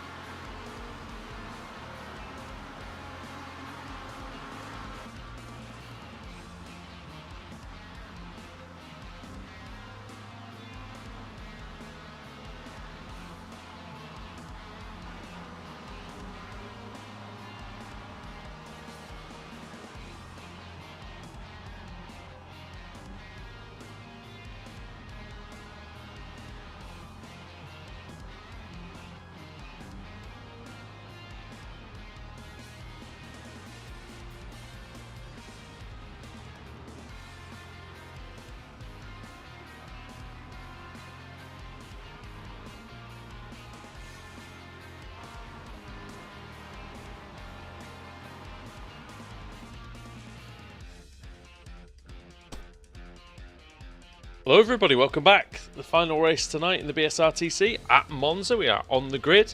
We have cold conditions again, and Adam Bath, we have Nico Foggy on pole position. Well, Northern Lights Racing did do well in race 2. They didn't do the best in race 3. They'll be hoping for better things in race 4. And yeah, they've got Foggy on the pole. Josh Thompson, hopefully he's able to take to the grid. He's had quite a few pit lane starts for this race meeting today. He'll be hoping to capitalise on that race 2, on that reverse grid front row start. Rob Graham as well up in 3rd, Glatzel 4th, and Nathan Davis in 5th. Hopefully all these guys can take to their grid spots. It should be a good one. Still waiting for Foggy actually to get on the grid. Oh, there he is now. So, yeah, and Josh Thompson. Here we go then. Ready for the start here at Monza. Final race of the evening. Who's going to take home bragging rights at the end of the evening? Could be Nico Foggy. We'll find out now. Green light is on. What a start that is by Sven Glatzel from the second row. He might be able to get into the lead, Adam. What a start. He's got past the whole of the second row. Now he might be able to get past the whole of the front row as we go into the first corner. Sven Glatzel leads. Nico Foggy will be thinking, well, Thompson got a good start. It's not Josh Thompson. It's Sven Glatzel. He's side by side now with Josh Thompson. The two Fanatec cars with a good start. And hearing stuff in the chicane. Don't know if anyone's it's just little things, out. isn't it? Yeah, it's just the Constantina effect, isn't it? So yeah. Everyone's oh no, there is one car round, and it's McLeod Evans. Oh dear. Well, he started at the back anyway because of his crash in race 3. Did we see what happened to him, Adam? No, I didn't. I can go back and have a look as Nico Foggy gets a good run on the exit of the Della Rogia. Thompson hit the curb hard. And of course in the front wheel drive car, Alex, when you hit the curb that hard, you've only got one wheel, you've only got one drive wheel on the ground. He lost the momentum. And that's what happened. Nico Foggy, he did manage to actually defend the position. Yeah, and of course with all the drive going through the one wheel, that's all loaded up as well, so it doesn't tend to steer either. So yeah, you're pretty much down the inside. Foggy having a little look. Hard to make the move stick into a scar, isn't it, on the first part? Davis stuck his nose in. We could. I was just thinking, boys, we could have Davis versus Thompson anytime soon. That could be very interesting. Slow down for McFadden, and that's his goose cooked. What an awful night for Stuart McFadden, I have to say, and that just caps it all off. He crashed with Josh Thompson in race 1. I haven't seen him for the rest of the evening, to be honest. That probably sums it up, really. And that is just another nail in the coffin for him. Here comes Nico Foggy, Adam. He's got a good run. And Glatzel, look at that gap, 8/10 of the second as well at the end of the opening lap of the race. 7 to go over the line. It's Foggy in second. Thompson will have the inside line for turn 1. And Nathan Davis is just picking up the slipstream of both of them. Look at the sim gear car. Jack McIntyre also back at the front again. We saw that in race 2. Oh, how did Foggy. Glatzel make the corner? Absolutely no idea. Oh, McIntyre's got turned slightly by Rob Graham. Atkinson's internet on the blink again. Literally. I wonder how long it's going to be before the guys protest Ben just for his internet connection. You can though, can't you? It is a protestable thing to have such a bad internet connection that people can't race you. And Atkinson, to be honest, they've told him it's a wireless connection he runs, isn't it? So there's a simple solution to that, isn't he needs there? to make some steps to try and improve it. And that is, he's came back onto the track. Did Atkinson, caused all manner of hell. And off goes Michael Hall into the wall. And that was a bit of a brawl. It was a brawl for all. And just like the brawl for all, the knockout punch came from an unlikely source. And Atkinson, oh my goodness me! Yeah, Atkinson didn't look like he held the brakes there, boys. It might be. I don't know how close the wall was to the track as Glatzel hits Foggy. Ball through the final part of Ascari. That was close, wasn't it? Davis got the slipstream though of Thompson. Nowhere to go, mind you. McIntyre just they're moving across. We nearly had shades of race 1 there. That was pretty clever, I think, from Thompson to move across. He knew that Davis would probably try and follow him across, and there was no room. Foggy was there, and they almost come together. Davis now trying the outside, and here comes the Northern Lights racing car again. Glatzel's 2.6 seconds up the road. He was 8 tenths up a lap ago. 2 seconds gained in a lap. Absolutely laughing, wasn't he? Where can Nico Foggy go? He's trying to just slightly move Thompson across. Foggy's going to try and follow Thompson through. It's all kicking off between Hackison. Hackison and Hackison hits the apex card of Katz. Katz goes through. Oh, and that's Smith. Paul Smith. Smith is around. He might as well do a 3-point turn here, gentlemen. He might collide with McFadden's stuck Somebody on it. hit him. Yeah. Might be Stuart McFadden Stuart McFadden. because he's stuck at the Retophilia chicane. Has he waited for Paul Smith? He has. Yeah. Brilliant sportsmanship, but it's true because because Stuart McFadden was in a bit of trouble with Paul Smith after last week, if I can remember correctly. So last time he raced with him, he probably called him all sorts of things, but and maybe again today. But McFadden, Alex, I tell you what, regardless of making the mistake, that is owning the mistake and really sacrificing your own race to just say, look, I messed up there. Yeah, absolutely. Good on him. And that's from the first days of us racing together. That's what we. Well, you know, we all learned straight away. Well, we come from that background, didn't we? You know, where the rule was if you spin somebody, do you know what I mean? No. You let them go back by, no. You get away from any penalties. Goodness me. It worked well. Alex. I know, I'm seeing it. I know. I was just wondering because it was about to be 4 wide, and I was just wondering what you made of it. But Davies. Thompson twice into him. Well, that's Graham gonna... says thank you very much. I'll have that. Oh, it's not over, is it? No, No, that's not at all. No, that's no. Be careful. Everyone's scattering. Oh, goodness me. Okay, sorry, I've been just reduced to noises by that. Sorry, Bob. Power of speech. I was sorry to cut you off there, Alex, but I just wondered if you for some reason you weren't looking at it. 'Cause it was about McIntyre was severely looking for a way to make it 4 wide, and it's a good job he didn't. And even that ended in disaster, even when it wasn't 4 wide. Oh. Right, let's have a little bit of a reset then. Thank goodness they're all right, first of all. Barely, apart from Thompson. McIntyre up the inside of Foggy. Glatzel just missed the road, you know, he's okay. I think he just locked up. A lot of locking up his Sven Glatzel. Look at Rob Graham! I don't know about you, gents, but I want to get this second place here, and he hits McIntyre. Yeah. McIntyre will be McIntyre of getting hit, I think. Graham on the grass. Oh. Thanks. As they go through Lesmo 2. Nathan Davis still in this, you know, despite all that that went on at the Parabolica. Josh Thompson is out of the race, by the way. He's exited the session as they go under the Davis has survived. I've absolutely no idea how, but Graham. Graham's just going for it on Foggy. I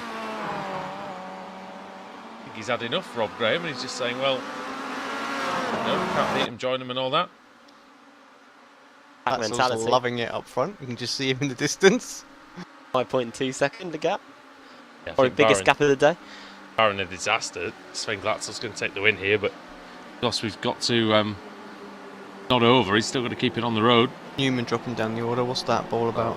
Pete Newman, and Baxter around as well. That'll be those two together because they were running right next to each other. Exit of Ascari, just having a look. It was it was a bit of an odd one actually. It was a bit of an odd one. Richard Gore, for some reason, in front of those two, slows down because Kip Stevens and Diogo Melro go into each other, and then that causes a bumper to bumper, and then Baxter and Newman, nothing they could do. Right, it's all kicking off at the chicane between Graham and Davis and McIntyre and Andres. That's not Andres Katz. Who is it? Elliot. No, it's Andres Katz. It's Katz, yeah. Damage on Davis's car. Davis is not having anyone's going into the second chicane. So he's got to be careful. Finish. Remember, it's a team race as well. He needs to score points for the team. Here comes Katz on Davis. Davis is trying to. It looks like he was trying to block Andres Katz, their teammates, boys. Another Force India scenario on our hands here. We're not too careful. Oh, can't watch going into the second Lesmo. He's not giving up, is he? That is his teammate. That he's oh my goodness me, it's Hackison. Well, he's going to do a disappearing act in a second now. Oh, He's hitting bump him. drafting. Who end up Sure taking this the is going both to go out? well. Hold your breath, folks. Oh, don't they're think- very close. I don't think the drivers behind think it's going to go very well either, because you can see them looking, just the way that they're driving, they look a little bit nervous and thinking, oh God, this is going to go wrong. We've seen so many times on the run to Ascari that there's a pile-up, and we saw a track blockage, I think, in 2016, Alex, didn't we, which gave us one of your favourite moments of the season, I think, with Kip Stevens flying through the action. Yeah, God. Just nowhere to go, is there, down there? That's the trouble. And that was one that was on Motors TV, I remember that one. Going through the final corner. You had your issues there, Adam, in the Blancpain series. Oh, I did my own vanishing act, and I think it was a darn sight better than Ben Hackerson's. Disappeared for about half a lap and then reappeared upside down. Clive Lawrence crashed into the bridge on F1 2010 when he was completely on his own. We get that one in. Well, you've got to, haven't you, really? Gonna be cats up the inside of Davis. Oh, in the background, what's going on Leaping there? out, yeah. It's such a shame that footage doesn't exist anymore. Oh, who was that? Whitehead. Whitehead and Cunniff. And 51, that's Alex Everett. Yeah, that was a free wide situation going into the rest of Filio. Just didn't work at all. And it's not over. Cunniff and Whitehead might have some dust to settle here. We're all still in the race though, mate. I must admit. Despite that, they've still survived. Whitehead's going to go for the inside. Cunniff's left the door open. Whitehead says, oh, I'll have a bit of that. Can he stop the car? He can. Good move. Oh, there he Everett. comes. Everett. Oh, no. Be careful, boys. Everett. Up the Run up inside. Oh, Everett.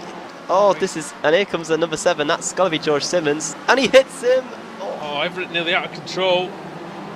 Look out, Smithers. Just in front of that as well. It's crazy close goodness to. me. Look, Yeah. 2x2x2. Well, this time it's the Apex cars bump drafting each other. Cat's getting on the brakes. No, so it's Davis that's getting on the brakes. Oh, God. Bob Graham. And now here comes number 99 of Freitas. Oh, Freitas into Hackerson. Hackerson's broken right rear or something. Yeah, he off has, into the wall. he's completely, Oh. And now it's kicking off in front of them. Look at this. This is Simmons. This is Everett. This is Cunniff. And this is Whitehead. John Roberts has got the best seat in the house here.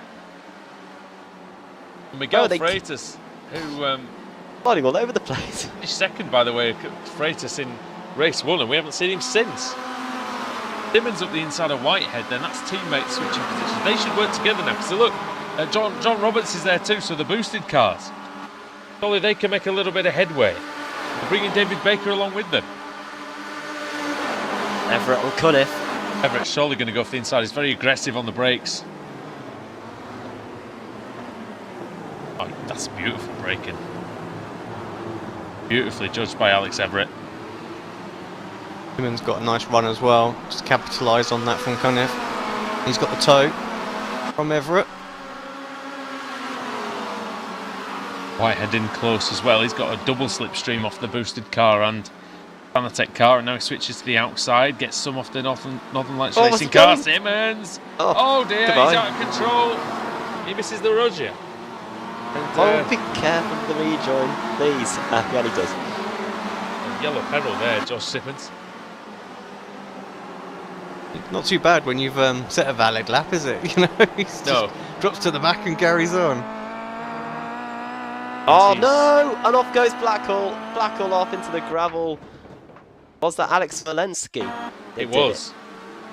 Yeah, and Blackhall's going perfectly straight. But of course, Alex, as you've said many times this season, Jake Blackhall, being from Australia, one of the only Australian drivers, you have to account for the net code, and Smolensky did not. Go back 30 seconds and Blackhall wasn't going perfectly straight, that's for sure. Oh, but we've there seen he it was on the replay, snaking all over, going under braking into the Roger. But oh yeah, and like you say, there was definitely a couple of foot between them, wasn't there? And yeah, the net code strikes again.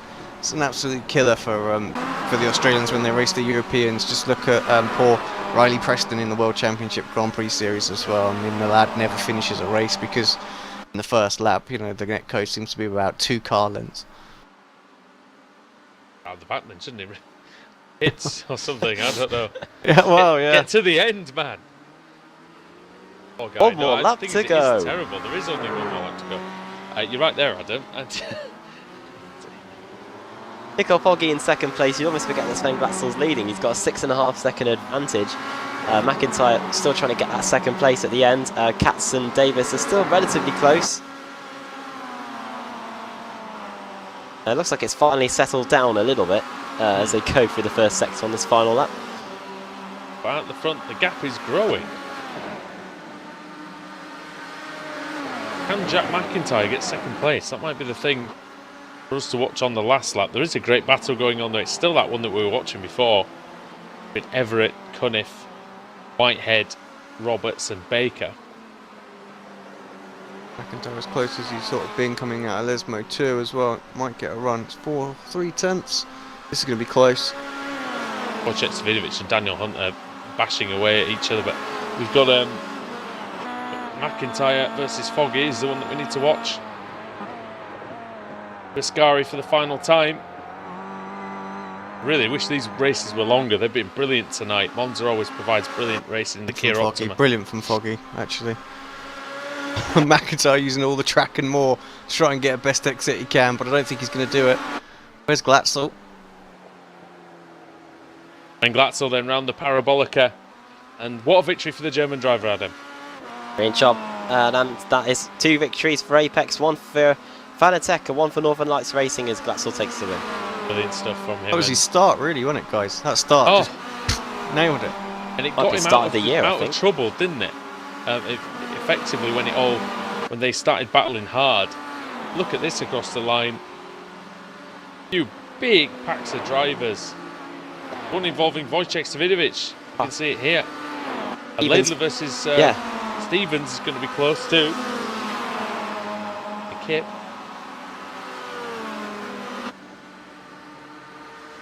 Damage for Scott Malcolm, where he sustained that, but Scotsman dropping well down the order. Yeah, I know Paul Smith's going to finish ahead of him, so Smith will take 30th place. The Yorkshireman will not be thrilled by that, you wouldn't have thought. Yeah, everyone else is finishing. Dave Christie coming across as well. Good race 1, race 2 for Dave Christie. Well, for 6 laps it was anyway, but just finished the race here. And yet more points for the Automech team, so we'll be happy with that. Stephen Baxter, Ben Hackerson, they will be 1 lap down. Adam, take us through the damage. Sven Glatzel takes the victory then in race 4. Great job by him. That start, I think that might already have won the Apex Racing TV award for the best start. Second, Nicole Foggy. Third for Jack McIntyre. 4th, Nathan Davis. Andreas Katz getting 5th, his best finish tonight. 6th for Rob Graham. 7th, Alex Everett. 8th, Colin Cunniff. 9th, Andrew Whitehead. And 10th place finish for David Baker. 11th for John Roberts. 12th, George Simmons. 2 teammates there. 13th for Stallion Chepelevsky after starting in 36th. That's a good drive through the field there from Stallion. 14th for Alex Malensky. And Ross McFarlane in 15th. 16th for Matt Bunn. Diogo Melro in 17th. 18th for Kip Stevens, 19th for Steve Laidler, and 20th for Dan Hunt. Wojciech Svidovic finishing in 21st place after winning one of the races tonight. I think he'll be happy with that. 22nd, Jake Blackhall. 23rd for Richard Gore. 24th for Craig Evans. 25th, Spyro Rizzo. Mark Woodhouse in 26th. 27th, Max Wright. 28th, Roy Verke. 29th, for Lorne Murray. And then 30th for Paul Smith. 31st, Jamie Ayres. 32nd, Scott Malcolm. Dave Christie finishing in 33rd. And the cars 1 lap down or more. Stephen Baxter and Ben Hackerson both 1 lap down. We saw happen to Hackerson. Big crash where the right rear got broken after colliding with Miguel Freitas. Then Pete Newman out of the race. Josh Thompson out of the race after the feud with Nathan Davis going through the final corner at the Parabolica. Stuart McFadden out of the race. After quite a few incidents during race 4, one of which included colliding with Paul Smith. Stuart Atkinson 6 laps down in 40th place, and Michael Hall 41st, 6 laps down. Not happy reading for the guys at the bottom, but definitely a happy evening for us in the commentary box. I really enjoyed that one, and got a couple of drivers to speak to. I think we're going to definitely get a couple in. I think the first one we will speak to a gentleman who we know well. Dave Christie is in the commentary box with us. Very good evening, guys. It's so strange being on this side of the microphone.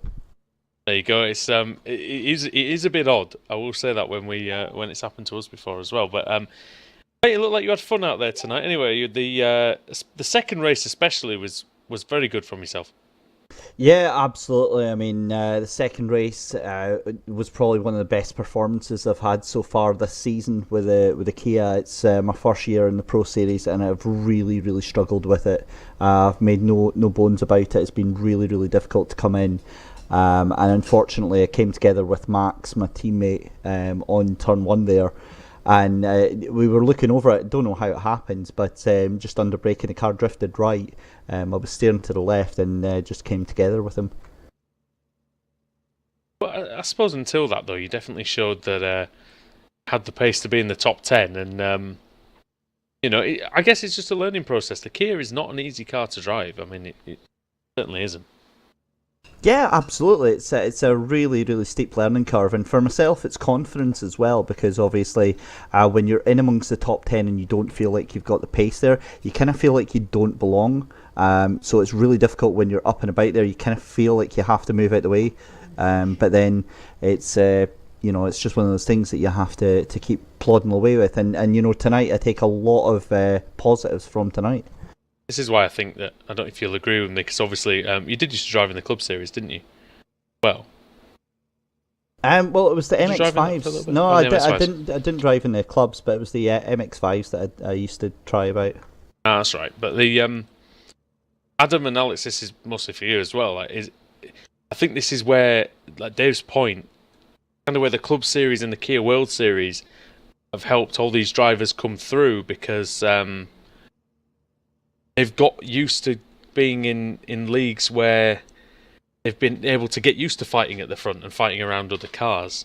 Whereas if they just got dropped into the Pro Series straight away, I think they would have been in a bit of bother, some of them anyway. Quite a culture shock, isn't it? I think no other series like it. So I think, and Dave, I mean, the further you get up the grid, I imagine the more confidence you'll receive, and then there'll be people behind you that are in the same boat that you're in now. So yeah, absolutely. I mean, tonight, for instance, you guys probably saw it. I didn't get a chance to check it out on YouTube. Thanks, by the way, for struggling on with the issues that you guys were having. But yeah, I mean, I was really enjoying, getting the elbows out and really having to defend quite hard, and learning how to defend a little harder, but being fair at the same time as well. It was a fantastic night. Even though I didn't get the results I wanted, a lot that I can take away, and I end up actually really, really positive.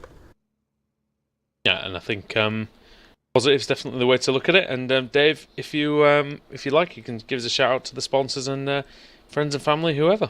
Yep, thank you very much. As always, got to say a big shout out to Ultimate Performance, who sponsor the team and were the original sponsors behind us. And my weekend's work at Knock Hill for joining us. All right, awesome. Well done, Dave. We'll hopefully speak to you soon. Cheers, guys. Cheers. I believe Adam is standing by with Rob Graham. Oh, Rob Graham, it had its ups and downs, I think, tonight. Would you agree with that? Yeah, that was another interesting night. Race 4 was a particular highlight, but some interesting races before that. Yeah, the Automech team were up and down, really. They had a good battle with the Northern Lights Racing team. You two seem to have formed a bit of a rivalry this season. Yeah, them and Boosted as well. Get some right good battles between the three teams in various races this season. Some of it good hard fighting, some of it maybe stepping over the line a little bit from all sides, but it's all good in the end. It's all good fun, isn't it? That battle in that last race, then you had McIntyre in front of you. You had Foggy. You had Alex Everett as well. How hard was it to find some space on the track? I started that last race with fear in my throat. I started amongst a bunch of guys who are generally much quicker than me, to be fair, so I was expecting to lose places quick, but I surprised myself and I was really quite chuffed with my pace in that last race. I managed to stick with the front five quite well and was even battling with them for a wee while. Next week then, we head from Monza to... I've forgotten to load up the schedule. Bear with me 1 second. Next week we head from... Silverstone, I believe. Yeah, Silverstone. Silverstone Looking National. forward to that. Always enjoy Silverstone, good track. Oh yeah, 2 weeks Tom as well. Yeah, 2 weeks, week off next week, isn't it? But usually manage to get some half decent results there. It's a track I like. Although to be fair, coming to Monza, it's usually a track I like, and I just didn't gel with it tonight at all until the final race for some reason. And looking at the standings, 10th in the AM category. Is it probably out of the question now for you to get a chance in the AM showdown? Yeah, probably relying on other people's bad fortune to get me up there, to be fair now. But then again, you never know. I've had a fair chunk of bad luck in the last few meetings, so if it goes to someone else for a wee change, then maybe I can scrape in. Very well, before we let you go, do you want to send a quick shout out to anybody? Yeah, if I could do a quick shout out to our sponsors, that would be great. Shout out to Automatic Performance Garage in East Kilbride, also to Not Kill Racetrack, obvious what they are, and thirdly to MK Mentoring. They do a bit of business mentoring and whatnot. So if anyone's interested, you can get any of the links on the Automatic Facebook page. Brilliant. Well done on the good race fort, and hopefully you have enjoyed your week off, and we'll see you next week at Silverstone. Yeah, brilliant. Thanks, guys. Well, that was a calamitous ending. I said have a good week off, and we'll see you next week. We'll see them in. We may see them in 2 or 3 weeks, actually. Oh yes, because we'll have to see what's happening there. Quick advance, just in case. We are at the Sim Racing Expo in Germany. From the week of the round on the 14th of September, but we fly on the Thursday, don't we? 13th, so we're not going to be here. That's the thing, to broadcast it. So yeah, so we're trying to work on to get something sorted instead. But we will let everybody know ahead of time for that one. Alex, do you want to have a word with Josh? Or yeah, let's bring Josh in. Mixed bag for him tonight. Mr. Thompson, are you there? Yeah, Adley. I'm still here. So, just tell us about overall tonight. Obviously, we all saw what happened in the final race there. So, I guess we'll let. Where do I start? Where do I start? Really? I knew I'd been hit with a severe amount of penalties from the glitch last week, which really annoyed me before I even started, so I was already driving with quite a bit of anger behind me this week, so that didn't really help. Race 1 was involved in the massive pile-up out of Lesmo 2. There's a slower car, I got stuck behind him, tagged them, which then pushed me into the middle of the track. Then I obviously tagged with Stu, and because it was free wide, he's got nothing to do. Spun us all around, because everyone was coming from the back, didn't see what was happening, just went flat out into it. That was that. And the second and third race had 2 pit lane starts. Struggled really. Just to be honest, I was just playing around with the setup because the team was struggling. So I just used that as those 2 races like dummies. Just do something different with the setup and see if it works, if it lasts longer, if it's fast in a straight line or something like that. Found something with the setup a bit, which then worked quite well in the cold weather. We found out then in that race with Sven. But I knew I didn't have the pace. So knowing Sven was behind me, I was like, we could do this quite well. I know he needs a win or something to get into the showdown. I'm in it just for the team. Why don't we do some sort of teamwork? Because I said to Sven on the grid, I don't have the pace. Just you will probably end up, I'll let you have it. So, but then Sven got an absolute belter of a start. Like, it shocked me. Yeah. I had to flinch to left. I thought he jumped it at first. I was like, Jesus.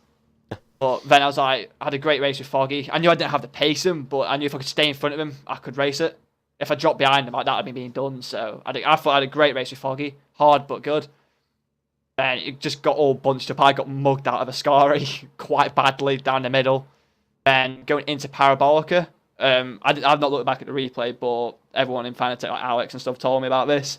They said it was netcode between what made me shove Nathan past the corner. It was netcode. It was like 5 feet or something like that difference. Came around the corner. Because I felt bad for hitting him off because I've been doing it lately. So I was like, just let him through. I'm not getting involved with anything. Just get on with it. But then he turned right once, tried to spin me, held it, and then did it even harder next time. And I was just a passenger, really, into the wall, and that was me done. Which is a bit of a shame, really, because not being a good week for me. So, yeah, a bit disappointing. Well, I mean,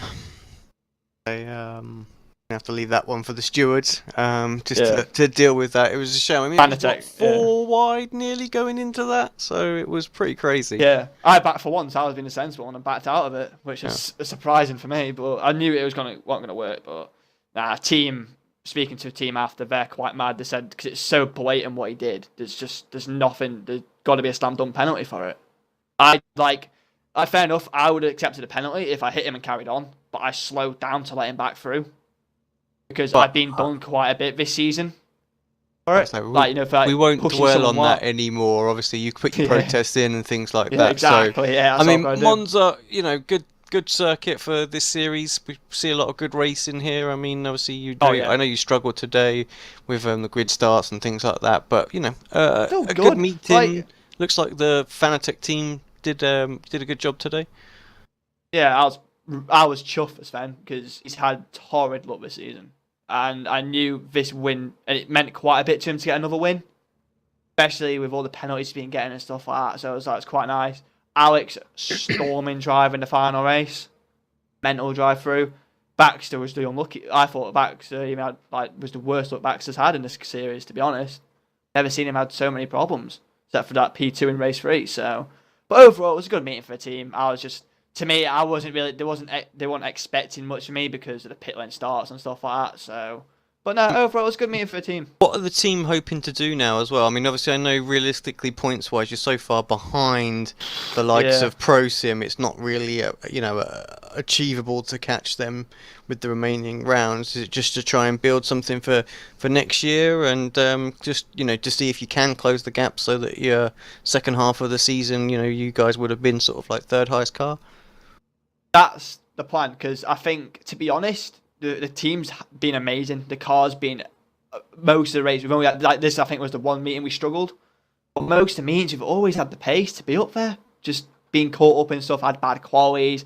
And as soon as you have one bad race, and I've learned this now, you have one bad race, it carries on. Yeah. So I think that's what caught us out. But I think the team are pushing. I think they want them to know that they are a top 3 team. They can take the fight to CQR and Apex. We want to be the best of the rest, really.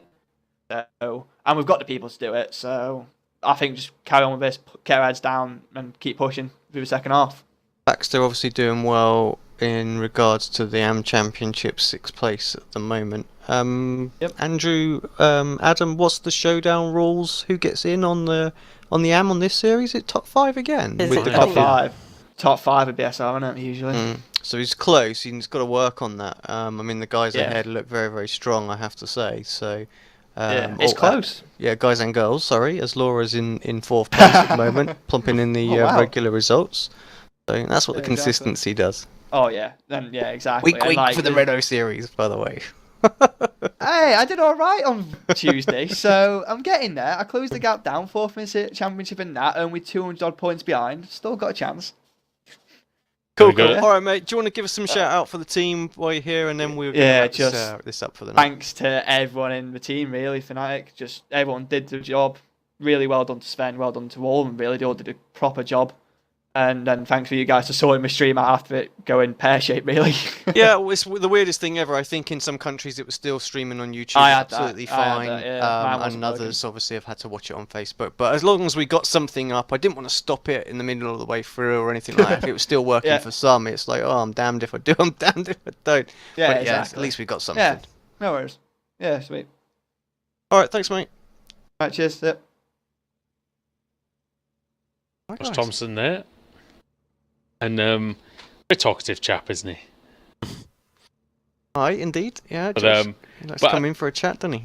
But he is someone who's very, who is, he's starting to really understand, I think, what brings success in these BSR series. And taken a while to get it, but he is getting it, and that's the main thing. I think Adam, it's important that he keeps these consistent finishes up for the rest of the season. I think it helps that he's got a strong Fanatec team behind him. Yeah, definitely. When you're with the likes of Sven Glatzel, who's proven to be one of the star drivers of the season so far, plus Stephen Baxter, who has shown in the Formula Renault and in this that he's capable of getting good finishes. We're able to make sure that Josh Thompson is able to get the same as well. And we want to see him push onwards in the future in this series. Indeed. All right. Well, thank you both of you again for joining me tonight, Alex. Mate, you had your hands full with the cameras there. Yeah, exactly. Always good here, though, isn't it? That's it. But seems to be we got there in the end, I suppose. We got something up. Okay, we missed a few viewers with iRacing live, but we got most people. Like I said, we will keep everybody up to date with what the plans are for 2 weeks' time.